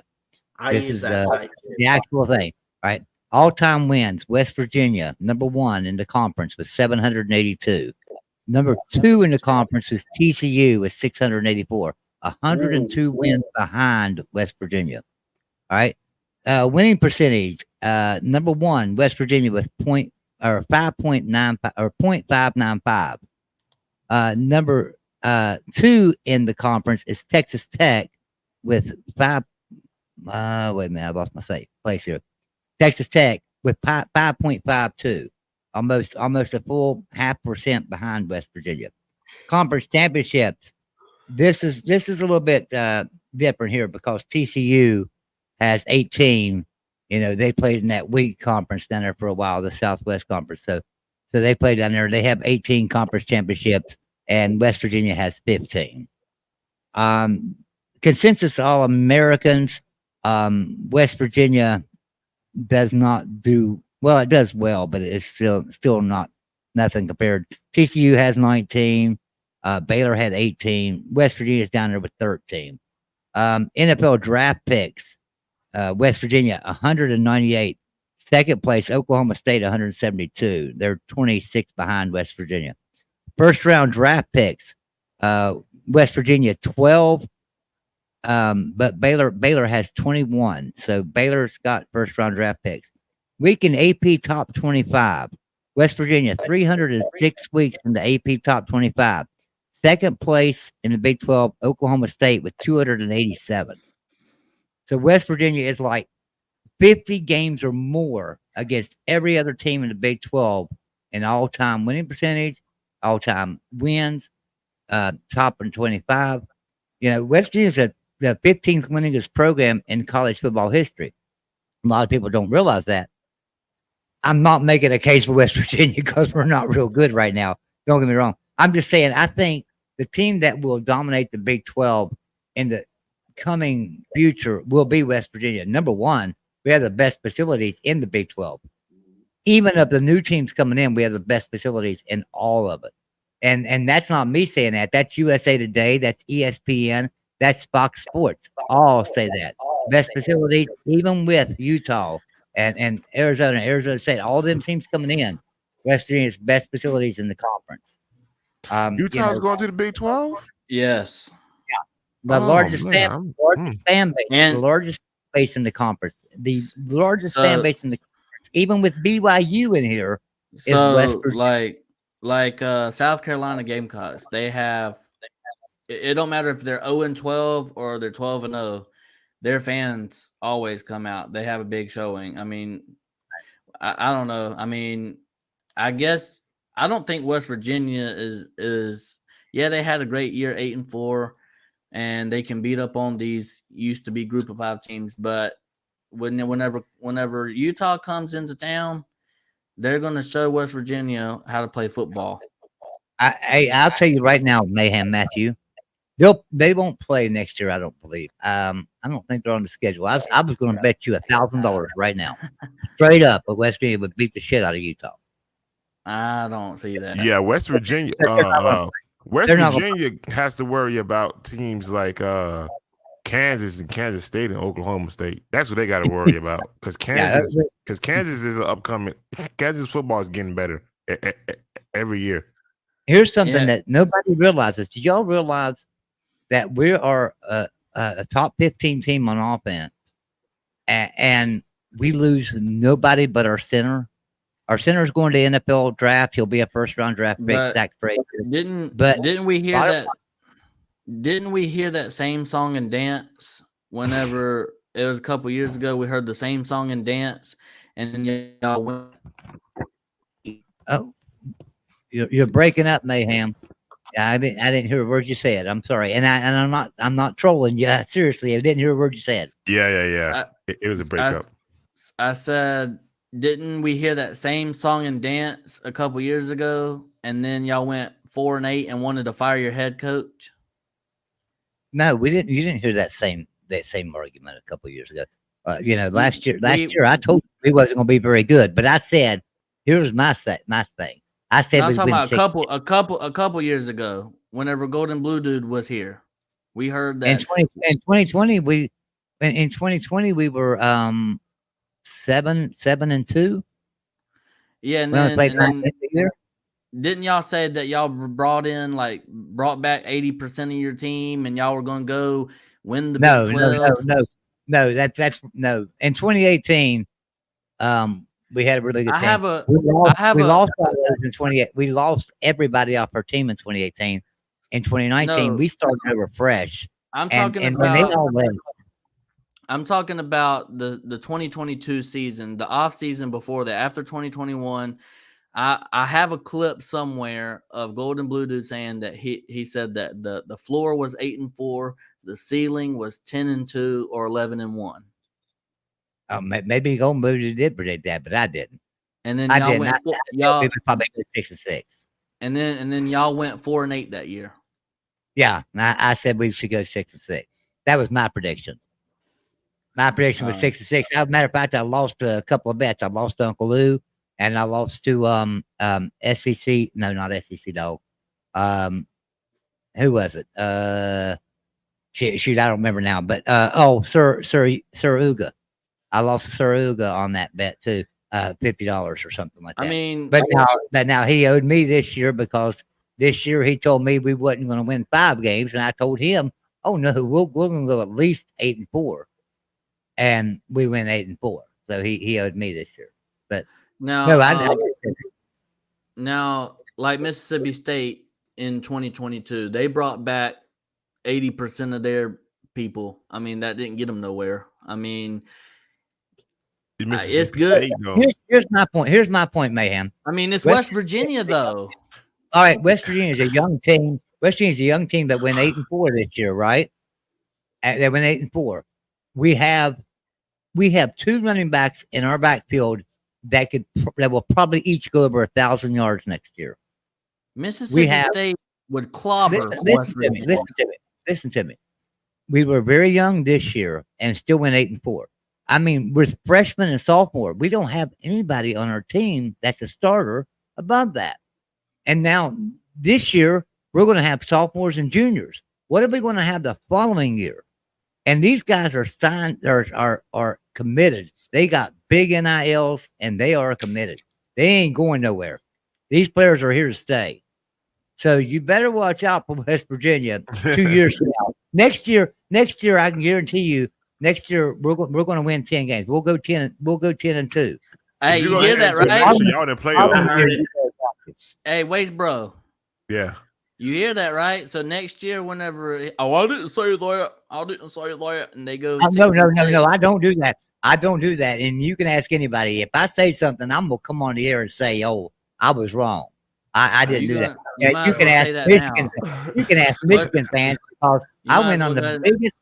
I went on 2 of the biggest Michigan podcasts there are to let them know how wrong I was about them beating about them losing to Penn State and Ohio State because they were on my butt. The Michigan fans were.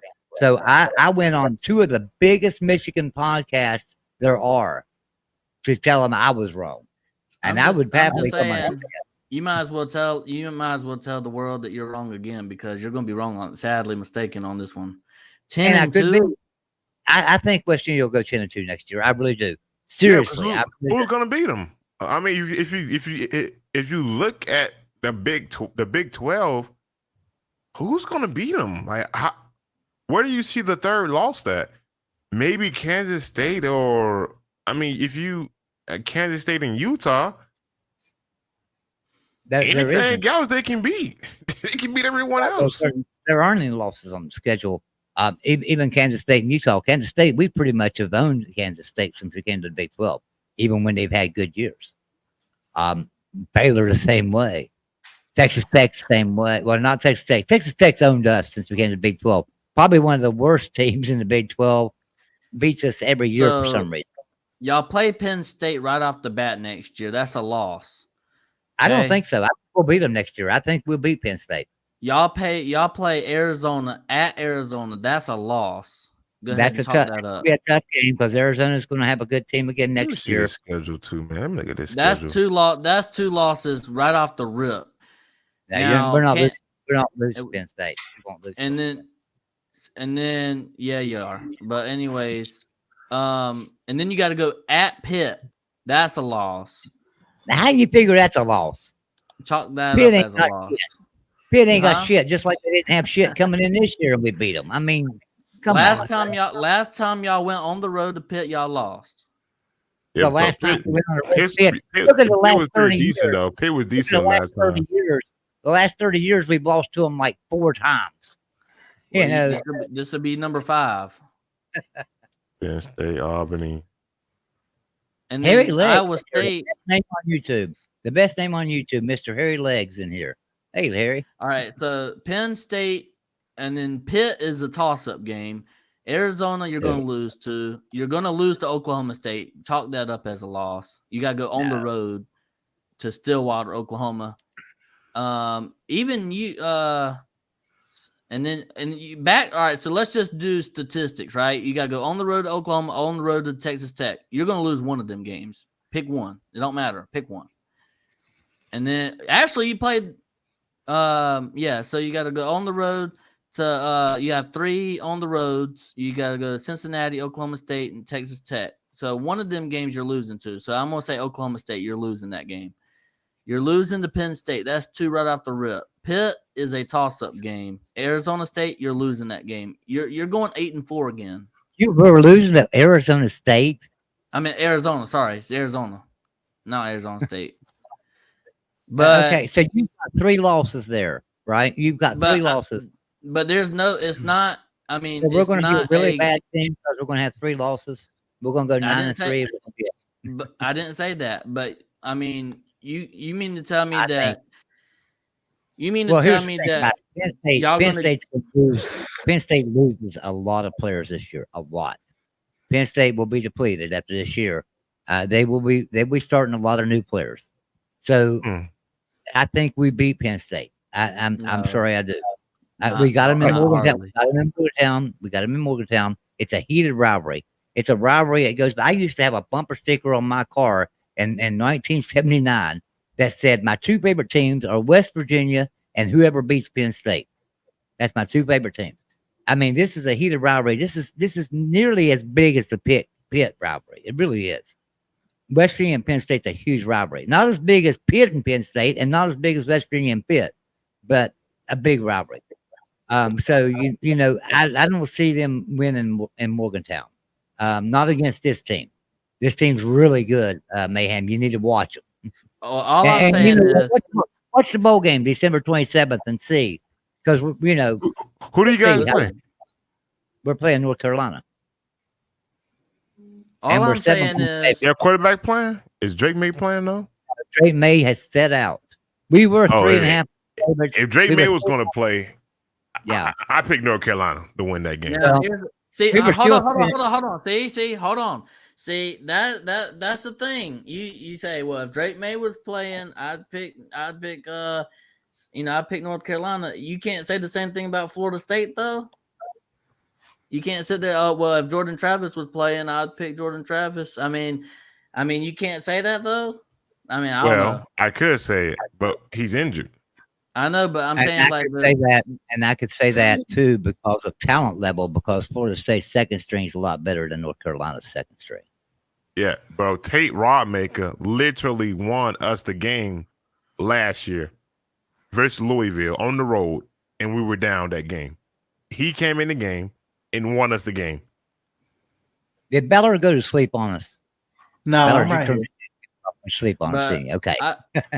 But I just want to say this about West Virginia's schedule, right? I don't know who's going to be transferring and who's coming back. I don't know any of that, but I'm going to just go based off of statistics here.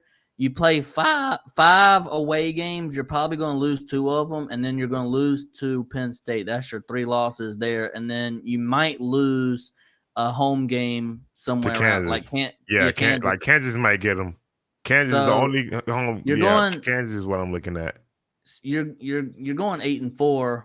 I mean, this is a way too early prediction. We don't know anything. I mean, you can bring in the best everything, and I'll be dead wrong. But I'm just saying.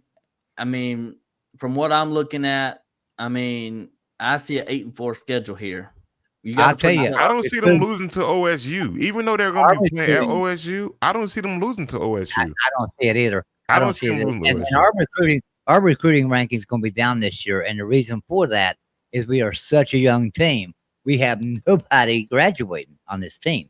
I mean, there's people graduating, obviously, but they're not players. They don't play in the game. They're just there, and they're going to be graduating. But we don't lose anybody on this team. We've lost 1 defensive player and 1 offensive player. That's it off this whole team. Thing is about West Virginia's schedule, and really any team in the Big 12, is they announce the opponents. They haven't announced the dates, and the way the schedule is going to play out and how it's set up is going to be a huge factor for how West Virginia or any team in college football ultimately ends up. You got to think about, are you having back-to-back road games? When's your bye week? Trap games? Are you overlooking teams? But I look at the opponents here and I say, okay, you play teams like Baylor and Kansas. Now, Kansas has been a dumpster fire for as long as I've been alive, but they've been improved the past few years. I look at the road games with Texas Tech and Oklahoma State. Those are probably losses. But, I mean, come on. I look at some of those home games like Iowa State or UCF, and you have some games that West Virginia could probably improve on next year and come through. You think about this. You want to know how well a team's going to do. Just look at this season, for instance, and how the fan base reacted. So West Virginia got picked to finish 14th in the Big 12 out of 14 teams. They got finished to pick at the bottom. And every West Virginia fan and every coach said, y'all are crazier than hell. What the hell are y'all talking about? We're going to finish at the bottom of this conference. You're nuts. And then you look at Texas Tech on the other hand. Texas Tech was picked to finish at the top of this conference, second or third. Whichever poll you looked at, they was going to finish second or third. Texas Tech fans, and I talked to many of them, had told me, no, this team's not going to be that good. We're going to have some problems. The coaches on Texas Tech team said, we got a lot to learn. We need to improve in a lot of areas before we can compete. And what happened? Even though they voted them at the top, Texas Tech fell way down. But West Virginia goes right up. So don't get so passionate about how somebody's going to win or lose when the fan base is telling you you better watch out for us because we're going to be a lot better than you think we are. But all Hey, guys, coaches, I just Go want to ahead. let y'all know I'm about to it's 2. Yeah, like I said, I'm in Florida. I better head out. But before I leave, I want to say, guys, I appreciate you guys for allowing me on here. Yeah. And Yeah. got a hot take. Be sure to Alright. sub up to Christian Yep. Ballard. Be sure to I sub up already to did. I definitely did the sub on you guys. and Mayhem Matthew, and you can find me over on the Voice of College Football. The Voice of College Football. All right, I'll definitely look you up. But guys, my hot take before I leave is Notre Dame will finally join the ACC. That's They're going to hot. join the ACC soon. That's They will have that's hot to. on. That's a fire take. That's a They fire take. won't. They won't. But That's I a wanna- good take, but it ain't going to happen. I'll say They I'll say better. that. I'll They say I'll better. say this, Waste bro. I enjoyed talking to you, and hey, come back on here, man, and Yeah. talk it up some more. Yeah, Anytime, man. Hey, bro, I you're see you welcome. guys up here talking. I was on my computer. The Hey, crazy Waste thing bro. is, I was watching because I watch reruns of bro. I'm one of those guys that sometimes I just sit and watch old football games and like reruns of the year. So I was watching the Florida State Louisville entire game over again on YouTube. I just was sitting like, let me watch it again, bro. Let me see what everyone is saying. And what I seen after I looked over again is, bro, our quarterback played a very bad game. Yeah, That's how Alabama got in. He played a very bad game, but still, you can't leave him out, man. Listen, they won a game with a bad quarterback, and not many teams can say my quarterback can play like this, and we can go beat a number what? What was Louisville rank at the time? Number 11 in the 16. nation. No, maybe they were higher than I thought. They were- No. they Yeah, they were dropped- higher. We held them they- to 6 points. they dropped because of the Kentucky loss. They got blown out by Kentucky. No, Kentucky beat them by 6 points. Hey, I thought Waste it was Bro, like- you want to watch a good game? You want to watch a good game, and it's an older game, but it really is good, and I watch it quite often. Not just because I'm West Virginia fan, but because it's a good game.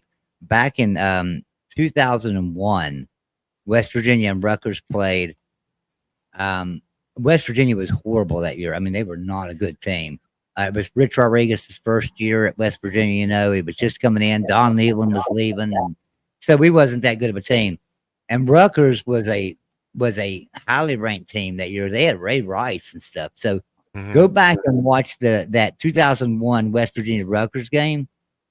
West Virginia, I'll give you a spoiler alert. West Virginia beat them 80-7. What? Yeah, 80-7. I just found it. I'm gonna add it to my watch later because I gotta check. Yeah, this out. it is absolutely a crazy game. If you enjoyed West Virginia, University stomping Clemson's ass in 2012, 70-33, you'll love this game at 80-7. You know, when Rutgers was one of the bigger programs. If anybody can remember back in the 90s, What 80s, was the score you say? 80-7. When? West Virginia in 2001. West Virginia and Rutgers. And that was really a good game. Wasn't probably Rutgers the first college football university? It was Rutgers, right? Yeah, Rutgers. Yeah, it's Rutgers. They always But brag about that. Yeah. That's the only thing they can brag about. But I'm gonna get off of here too. It's I am awesome. too. Ballard, Yeah. thank you for having me. Thank you for letting me Thanks. come on with I you. love Appreciate it, all you guys and Waste Bro. Good to meet you, man. Stick around. Yeah. Yeah, good, same good, to you, good. man. Like I said, man, Hey, Waste soon Bro, as I see you guys online, but I subbed up and I hit the notification button. Hey, Waste Bro, do you have a Twitter? I'm on YouTube, bro. I don't really. My Twitter is nothing, bro. I don't really be tweeting a lot. What's your YouTube I so I don't can sub you up? Waste, bro. That's it. That's all. Yeah, all it is? it means winning at stressful times every time. I'm gonna look it up Nice. right now. Yeah, waste, bro. Yeah, that's me. Y'all see, I'm a no guy. You see me, I'm on there. I do. Oh, there you are. Yeah, I do Florida State videos and I do NCAA talk videos as well. Well, you have just got another sub, so we're going to push you. We're going to try to push you to 2,000 with this live stream, right? Because you got 1,680 some, so we're going to try to push you to 2,000. It probably won't happen with this live stream, but we can do it, right? Hey, I'm gonna watch some of your videos, bro, and I'll comment or whatever. But I'm gonna get off of here. Thanks, Ballard, and thank y'all for letting me on here. Anytime, man. Love you guys. I Hey, happy holiday. Yeah, happy holidays to you guys too. Merry Christmas, ma'am. Yeah, Merry We Christmas, were snubbed. y'all. We were snubbed.